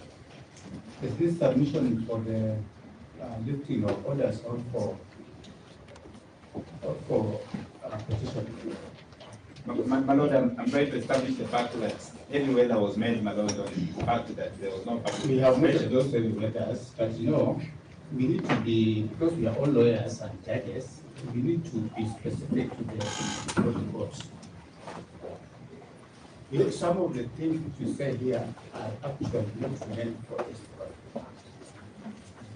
We've been trying not to intervene, but you know very well that a lot of submissions which have been made here are not for the proceedings, they are meant for another proceeding. So if we can just avoid them, the better for us. Yes, my lord, I stand guided. And then in other words, Mr. Medina, you may spare us the submission on the sufficiency of the public participation. Correct. Yes, my lord, I stand guided, and I was just going, my lord, to refer you to one authority that we had, my lord, attached as authority number 1 in the supplementary list of authorities. If you are to look at page 4 of that authority, my lord, the sufficiency or otherwise of public participation exercise, my lord, is to be determined at the main trial. And my lord, therefore, I would agree with you that all I need to do, my lord, is to refer you to the report that I've indicated, my lord, that it appears at page 427, specifically the findings, my lord, to 455 of the replying affidavit. But my lord, allow me just to pick one thing out of that report. You are particularly, my lord, referred to one of the constituencies, specifically, my lord, Keio South constituency, where my learned colleague, my lord, raised issues that indeed the figures did not tally. My lord, first, you shall note that the figures that were quoted by the petition, my lord, are contained nowhere in the public participation report that have been submitted before. My Lord, I want to believe that my learned colleagues got that information from sources other than the report that was submitted at the National Assembly. My Lord, KU South views, my Lord, are submitted are to be found firstly at page 289 of the report, my Lord, and it appears as item number 95. And this goes specifically, my Lord, to the hand-delivered and email views, where it was indicated that, my Lord, there was a total of 465 responses, and out of those, my Lord, 455 were in support. That is what, my Lord, is contained in the report as the first link. The second link, my Lord, is for those who participated in the public hearings of the 4th, my Lord, of October, and is found at page 331. Same KU South constituency. And, my Lord, it's indicated that a total of 355 people did, my Lord, attend that public hearing. And out of those, 352 persons, my Lord, supported the motion. Lastly, on that point, my Lord, is to refer you to page 440 of the replying affidavit, my Lord, where you shall note, not 440, my Lord, I'm sorry, page 439, where, my Lord, you shall note that the total responses in respect of KU South constituency were 820. And that out of those, my Lord, in support were 807. So, my Lord, the views are submitted, or the submissions are submitted by my Lord colleagues, my Lord, do not find any favor in the report, and therefore, my Lord, I'll urge you that you do ignore them. My Lord, I also need to point out that public participation, my Lord, is not a referendum, as well understood, my Lord. And that in the words, my Lord, of your learned brother, justices and sisters, my Lord, in the affordable housing decision, public participation does not, my Lord, necessarily mean that everyone in the country must give their opinions. My Lord, that is paragraph 175 of the affordable housing decision. And that, my Lord, all that the National Assembly was required to do at paragraph 176 is to give the public an opportunity, my Lord, to submit their views. And, my Lord, you shall note that in the report, all that was done by the National Assembly. And therefore, in the following of time, my Lord, we shall demonstrate before you that there is absolutely no arguable point, and the public participation exercise that was conducted, my Lord, by the National Assembly was not only meaningful, but was sufficient both qualitatively and quantitatively. My Lord, the other issue that was raised was by my Lord colleague, Mr. Omari, on public participation, where he indicated, my Lord, that elections are conducted at the polling stations. My Lord, that submission is not true. The presidential, my Lord, elections are provided for in terms of being conducted, my Lord, at Article 138(2), where it states, my Lord, that the elections are at the constituency level and not at the polling station. My Lord, the other issue that arose from the submission from my running colleagues is whether, my Lord, the first petitioner was given an opportunity to present his reply to the public prior to the public participation. My Lord, my answer to that is simple. That first, my Lord, the public participation exercise commenced on 2nd of October all the way to 5th. And, my Lord, by the time the public participation commenced, the first petitioner had not submitted his response or lodged his response to the National Assembly. And therefore, there's no way, my Lord, that that response could have been availed to the public. Secondly, that, my Lord, the National Assembly only avails what is in its possession. And therefore, at that point, my Lord, the National Assembly could not have been accused of not, my Lord, presenting to the public what had not been presented to it. But more importantly, my Lord, there is no legal requirement, and none was cited by a learned colleague, that dictates that the National Assembly had a duty to present, my lord, that response to the public during public participation. And lastly, my lord, nothing stopped the first petitioner, my lord, from himself presenting that response to the public, the hearing of proceedings at the National Assembly. The last point, my lord, on public participation was whether, my lord, the Senate ought to have conducted the public participation exercise. And my lord, my answer to that is this, that under Article 118b, my lord, of the Constitution, Parliament is yes required to conduct. Welcome to QNet's world of new beginnings, where every sunrise is a promise of our commitment to you. 93.1 refers to both the Senate and the National Assembly. And my lord, and that it's not required to repeat the public participation exercise.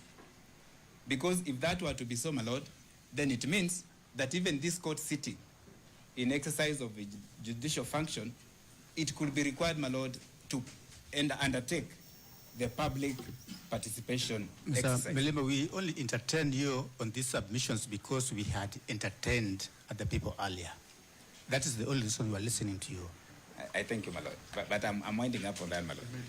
Yes. My lord, the second issue that, my lord, I'll invite your attention to is on the subject, my lord, of fair hearing.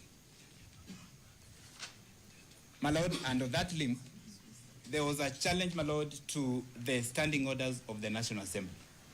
My lord, my answer to that is simple, that there is a presumption of constitutionality of those standing orders, my lord, and that at this stage, being an intellectual stage, this court, my lord, has no power to invalidate those standing orders, my lord.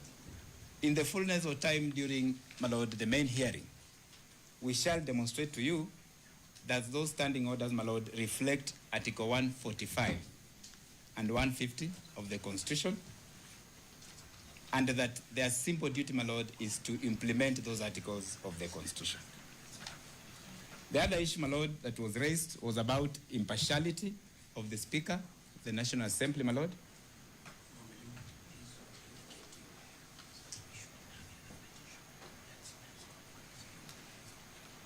Yes, and my lord, you shall note that the Speaker of the National Assembly, my lord, has no vote in the proceedings, and that is, my lord, under Article 122(2)(a) of the Constitution, and that submission, therefore, my lord, is not a valid submission. And my lord, more importantly, my lord, you shall note also that at the National Assembly, the first petitioner was given an opportunity to both appear and be heard. And my lord, he did file a substantive response to the notice of motion.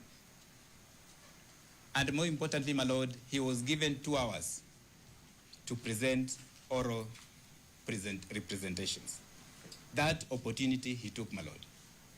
And therefore the question of there having, my lord, been a breach on the elements of fair hearing does not arise whatsoever or at all. My lord, my last point is on the nomination, my lord, of my good teacher, Professor Kindiki. And my lord, the issue was whether there ought to have been, my lord, an approval process at the National Assembly, and whether, my lord, there ought to have been public participation, as well as, my lord, the timelines that were invoked, my lord, to process the good professor. Yes, my lord, all I need, my lord, to bring to your attention is there was a ruling, my lord, by the Speaker of the National Assembly that we attached to the first respondent supplemental list and band of authorities, dated, my lord, the 28th of October this year. And my lord, you shall note that in that communication, the Speaker did address all those issues, my lord. The communication, my lord, is communication number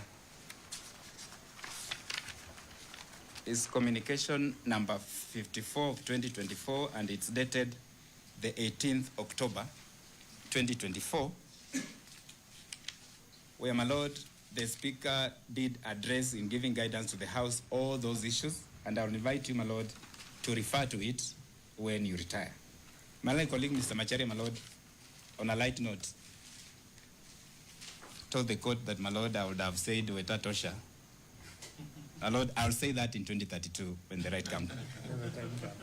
I thank you, my Lord, unless your Lordship have any questions.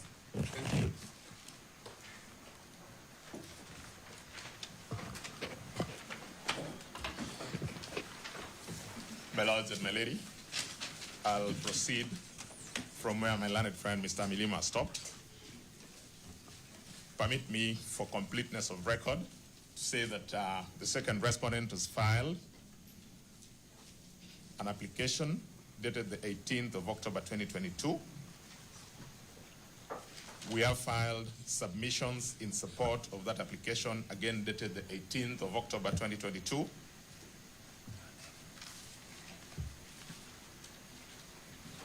And we have a replying affidavit sworn by one Samuel Joroge on the 21st of October 2024.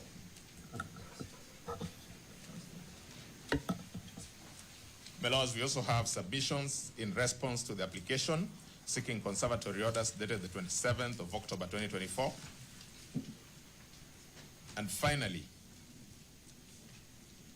the list and digest of authorities dated 27th of October 2024. I'm reminded by my colleagues that I forgot to mention my name for completeness of record. My name is Eric Gumbo.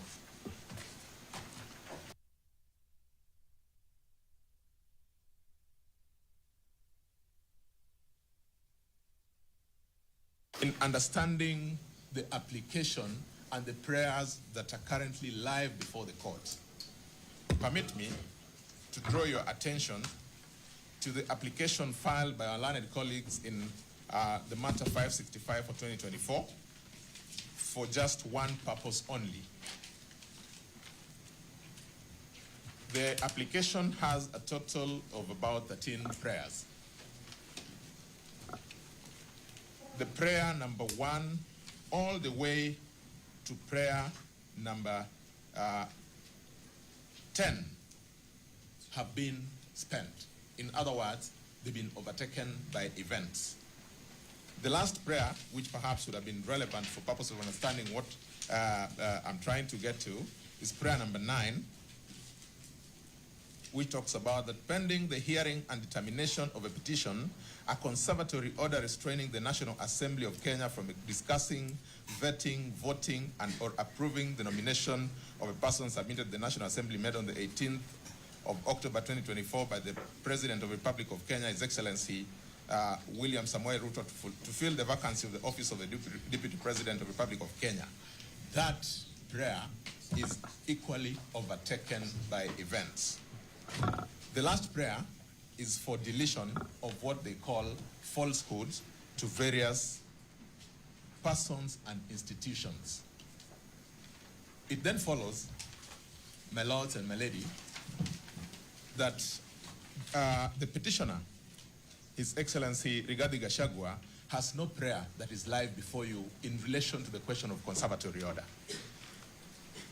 Looking at the application number E015, the only prayer that is live before you is prayer number C and prayer number E, both of which deal with the question of swearing in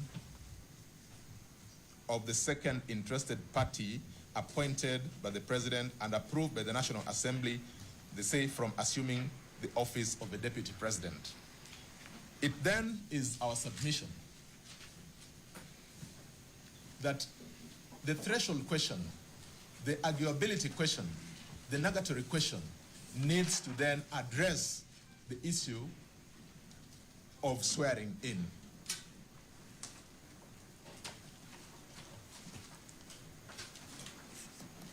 I will then straight go to the issue of swearing in.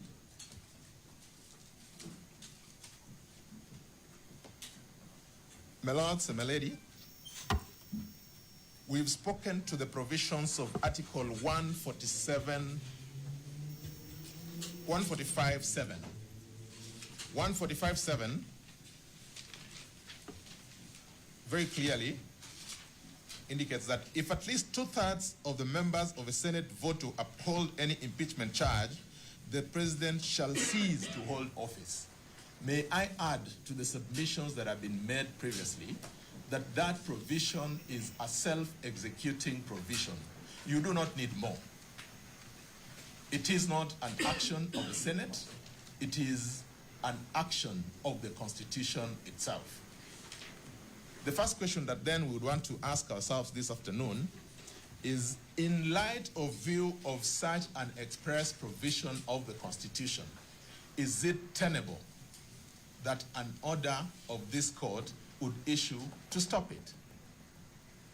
Let me take as one step further to remind us that at the point at which the deputy president was impeached,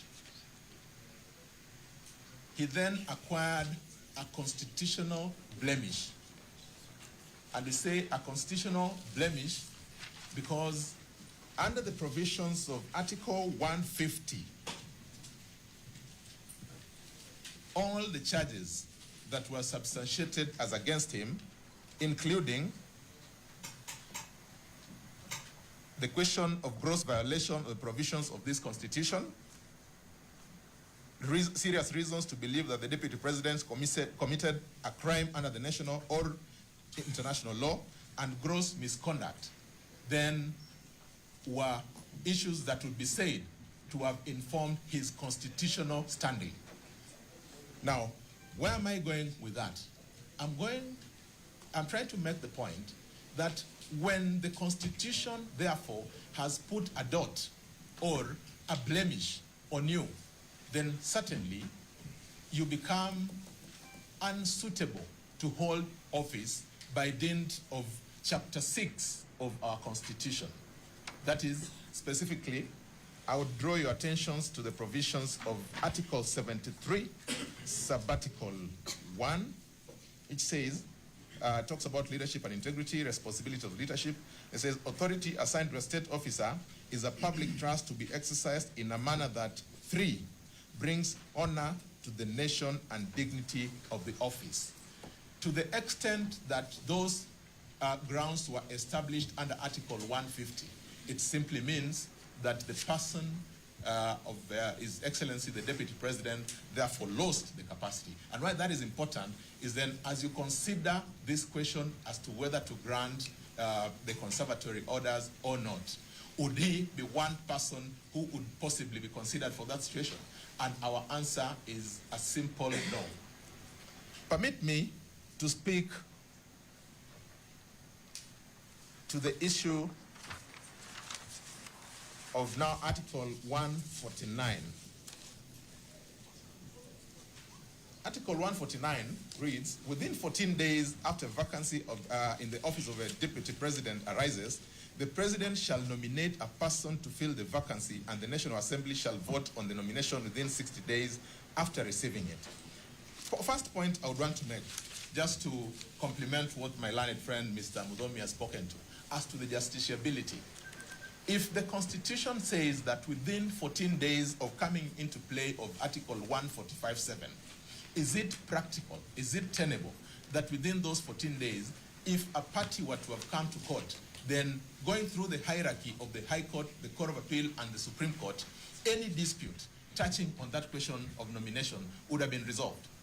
That then speaks to the architecture of our Constitution, to the extent that it is not contemplated that the person who has been impeached would therefore be able to run or even express interest for nomination for purposes of Article 149. Let me then take it one step further to relate Article 149 and 148. In particular,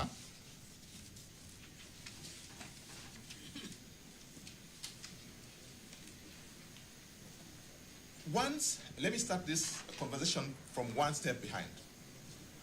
Our constitution at Article 1, Sabbatical 2, speaks to how our sovereign power is to be exercised. In particular, it says the people may exercise their sovereign power either directly or through their democratically elected representatives. Now, we then relate this to the events of first Article 94, Sabbatical 2, which says the role of Parliament shall be Parliament manifests the diversity of the nation, represents the will of a people, and exercises their sovereignty. What point am I trying to make? A lot of heavy weather has been made about the candidate who has been presented for purposes of approval under this constitution. Now, one of the issues that has been raised is that there was no public participation in relation to the candidature of Professor Kithure Kindiki.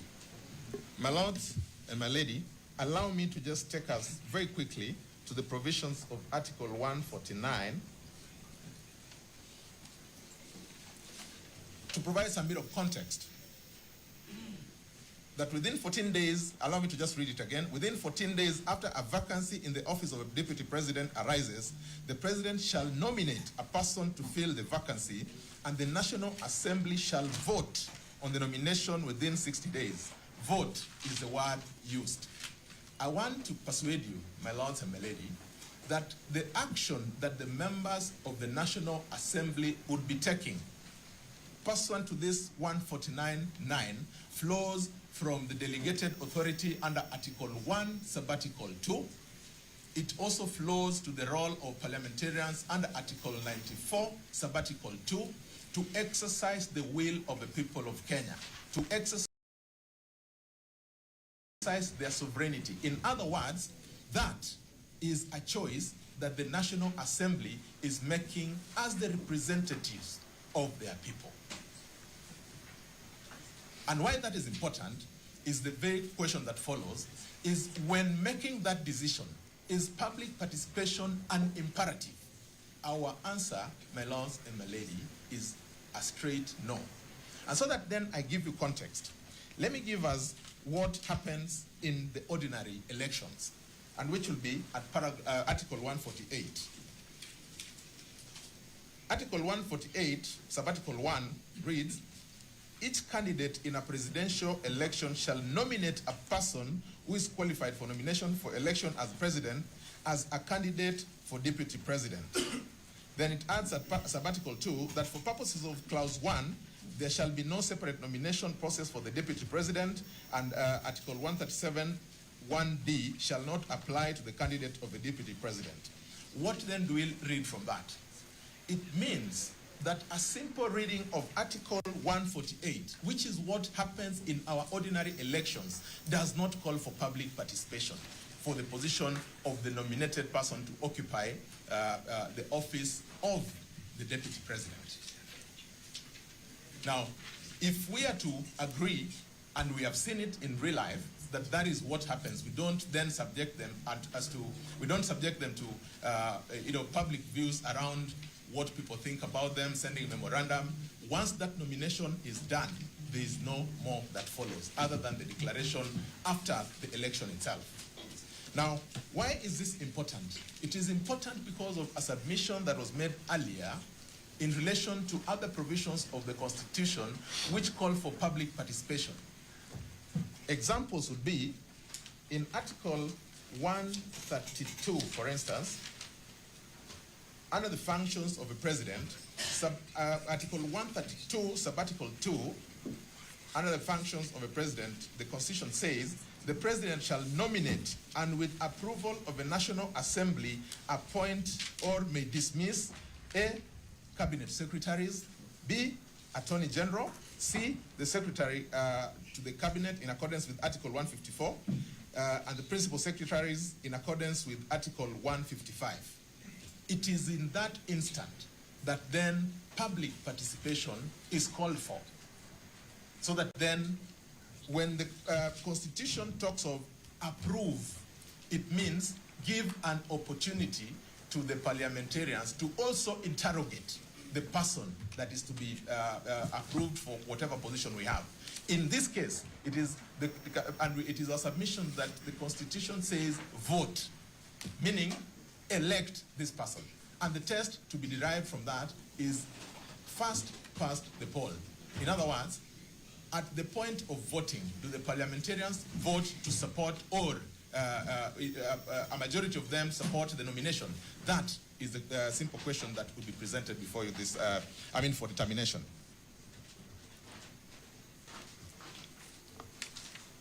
Permit me then to move on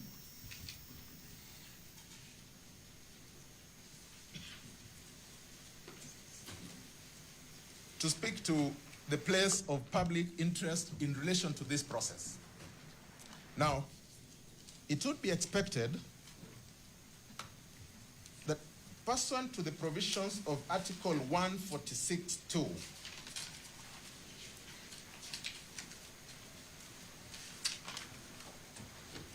that when a vacancy occurs in the office of the president, the deputy president shall assume office as president for the remainder of the term of the president. Number 2, that is Article 2B, that if the office of deputy president is vacant or the deputy president is unable to assume the office of a president, the Speaker of the National Assembly shall act as the president, and an election to the office of the president shall be held within 60 days after the vacancy arose in the office of the president. What is the public interest question? The public interest question is, it is expected, it is a legitimate expectation by the people of Kenya that they'll have a president. In the absence of a president, they will have a deputy president. In the absence of a deputy president, that will have a situation where the speaker would be able to steer the country into an election. The public interest question that we want to ask or present to the court, would it be in the interest of, now that it is clear that there is no occupant of the office of a deputy president, would it be in the interest of the public to expect or to push the country to a potential election under this article because we want to issue orders that would stay the filling of that office? In our understanding, my lords and my lady, that would be pushing the Constitution a little too far. It should not be lost on us that this same petitioner, the mover of this very petition, during the discussions around the motion itself, we had terms like kufa dereva, kufa makanga. What stops him from filing yet another impeachment motion against His Excellency the President tomorrow? It shall be processed. If it is processed, we'll have walked straight into a constitutional crisis. Now, that militates against public interest. And we're saying crisis because we live in this country, and we know that, as a matter of fact, we do not have a duly constituted electoral commission. Even if it was the case that we have a deputy president as of today, then pursuant to the provisions of, again, Article 134, which speaks to temporary incumbency, such person would not be able to appoint the electoral commission. What then does that mean? It means potentially that the first person to get to Uhuru Park and get sworn will be the president. My lords and my lady, is that a position we would want to allow the country to get into? Permit me to add by saying this, that these constitutional principles are exercised within a particular context. It is a political context. Political context by its own nature, and I had my learned friends speak to the fact that we live in a constitutional democracy, is a competition. In that competition, there will be those who will be for one party and those who will be for the other party. Naturally, it follows that when one party loses office, there will be some measure of discomfort. What then does the court do? It is in those occasions that the court rises to steer the country through that process, so that then the competing interests are balanced in a way that ensures the stability of the country. And because they're deep, it's very interesting and very, something to be very proud about to be Kenyans today, that we are talking about such sensitive issues in this sort of a civil environment. My lords and my lady, In other places, when we talk about this sort of transitions, these are constitutional transitions, they end up subjecting the populace to more difficult positions. Now, because we have this opportunity, what then would the court be considering in whether to grant the orders that have been sought or not? My lords and my lady, the constitutionalism speaks to something we call utilitarianism. Utilitarianism dictates that the court helps maintain what I would call constitutional homeostasis. That means that we then ensure that whatever decision we take is such as to ensure that there is stability within the country and that the country is given an opportunity to move on. My lords and my lady, these are jurisprudential discussions that have found favor with those who have been there before us. We've been told in our learning of jurisprudence about Jeremy Bentham, about Arthur Stuart Mill. They were great proponents of utilitarianism as a concept of constitutionalism. May I also invite you to the works and findings of Roscoe Pound, who postulates that the law is supposed to be a tool of social engineering, and that then, in its implementation, that social engineering is, my lords, my lady, it only follows that for us to achieve that stability, then the orders that were issued and that there are ex parte are orders that are supposed to be set aside, the country allowed to move aside. I am most obliged. Thank you.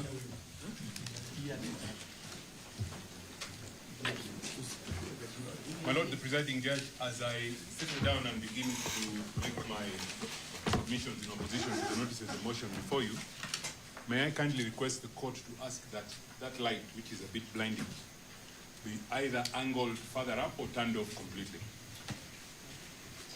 The light has had. I guess that makes it a smart light, my Lord. It can understand and react. My Lord, the applications before you for conservatory orders this evening are opposed.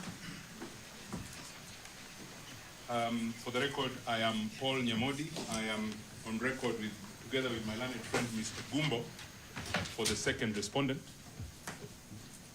And my Lord, I wish to commence my submission by saying that the task before you this evening is a rather simple task. Listening to my colleagues making their submissions, one would be forgiven if they formed the impression that what was for hearing before you was the petition proper. It is not. What is before you for hearing are two applications for conservatory orders. And my Lord, it is my submission that the criteria, which you will no doubt consider when you retire to consider your decision in this matter, is straightforward. Is there, do the petitions before you disclose inherent merit?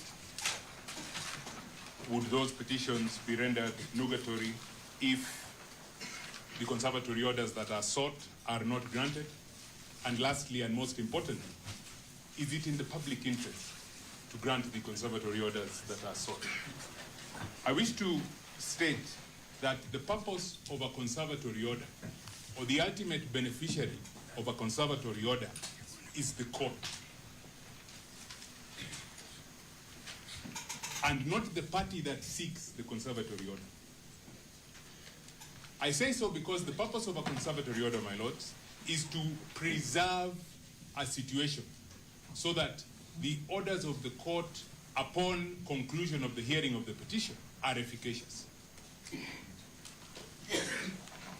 That is not achieved by returning anybody to office.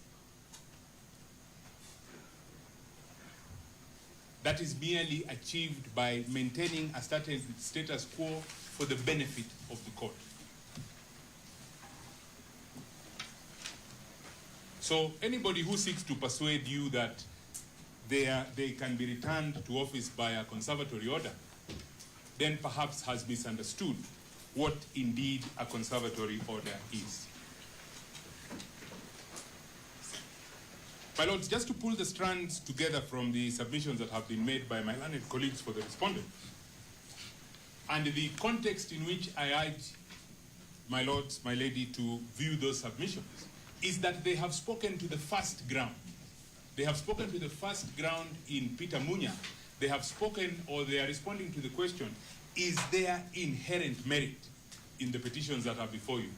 All the submissions about public participation, all the submissions about the Article 50 rights are all in an attempt to persuade you that there is no inherent merit in those petitions. And I don't wish to go back on those, but I wish to just put two issues before you in respect of the question of inherent merit. My lords, my lady, when you retire to consider your decision in this matter, I'm sure you will need no reminding that the issue of, or a merit review of the impeachment process is beyond the ability of this court. So reject any requests from the petitioners to conduct a merit review of the impeachment. What this court is able to do, and I believe that is the decision of the Supreme Court in Sonko, is to carry out a process review.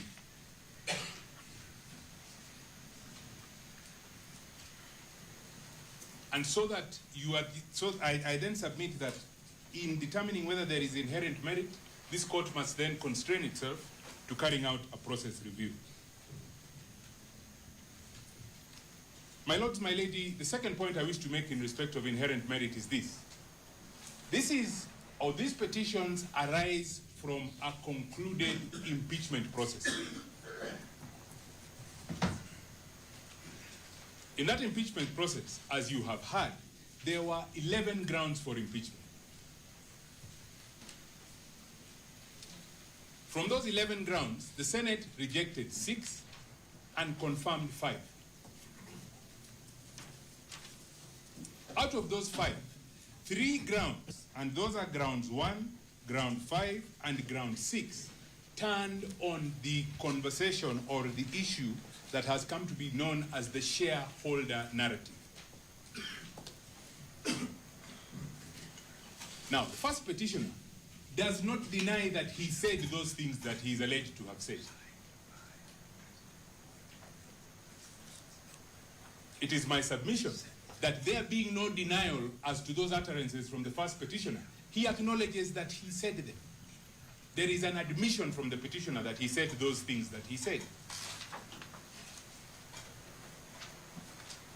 Now, those 3 grounds of impeachment flowing from facts that the petitioner has admitted, can there be any inherent merit in a petition that seeks to challenge grounds that he has admitted?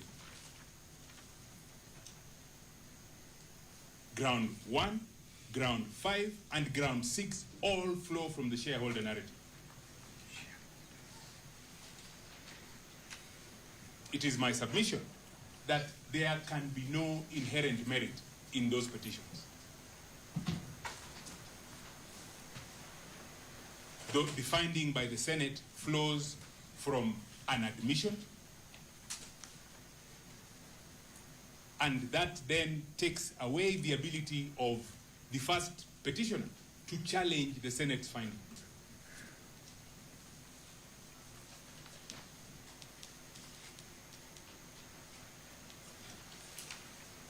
My lords, my lady, I wish to move on to the second ground, or the second issue that you would need to consider when you retire to consider your decision on this matter, and that is the issue of whether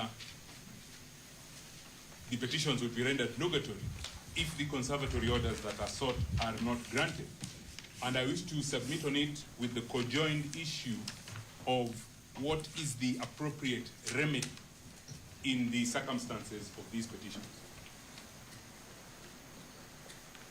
My lords, my ladies, in my preparation for my submissions before you this evening, I came across a pitch of a decision.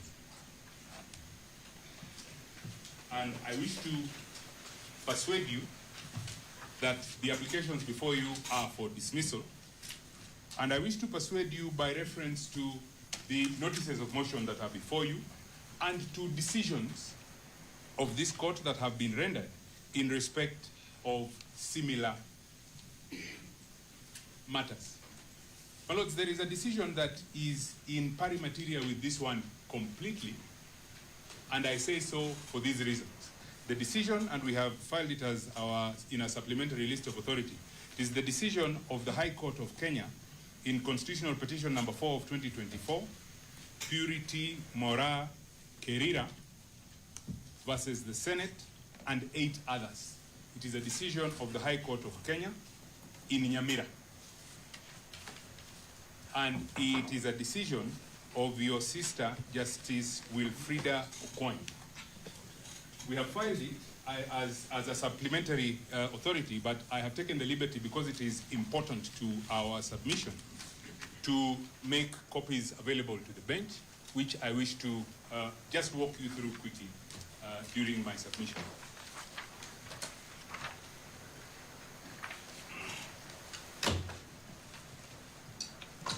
My lords, I submit that that decision is in pari materia with this one for the following reasons. It arises from our impeachment process of the Deputy Governor of Kisii County. As I will demonstrate in a moment, the impeachment was preceded by litigation. The impeachment of the first petitioner in this matter was preceded by no less than 29 petitions. My lords, in that matter, a conservatory order was issued in a petition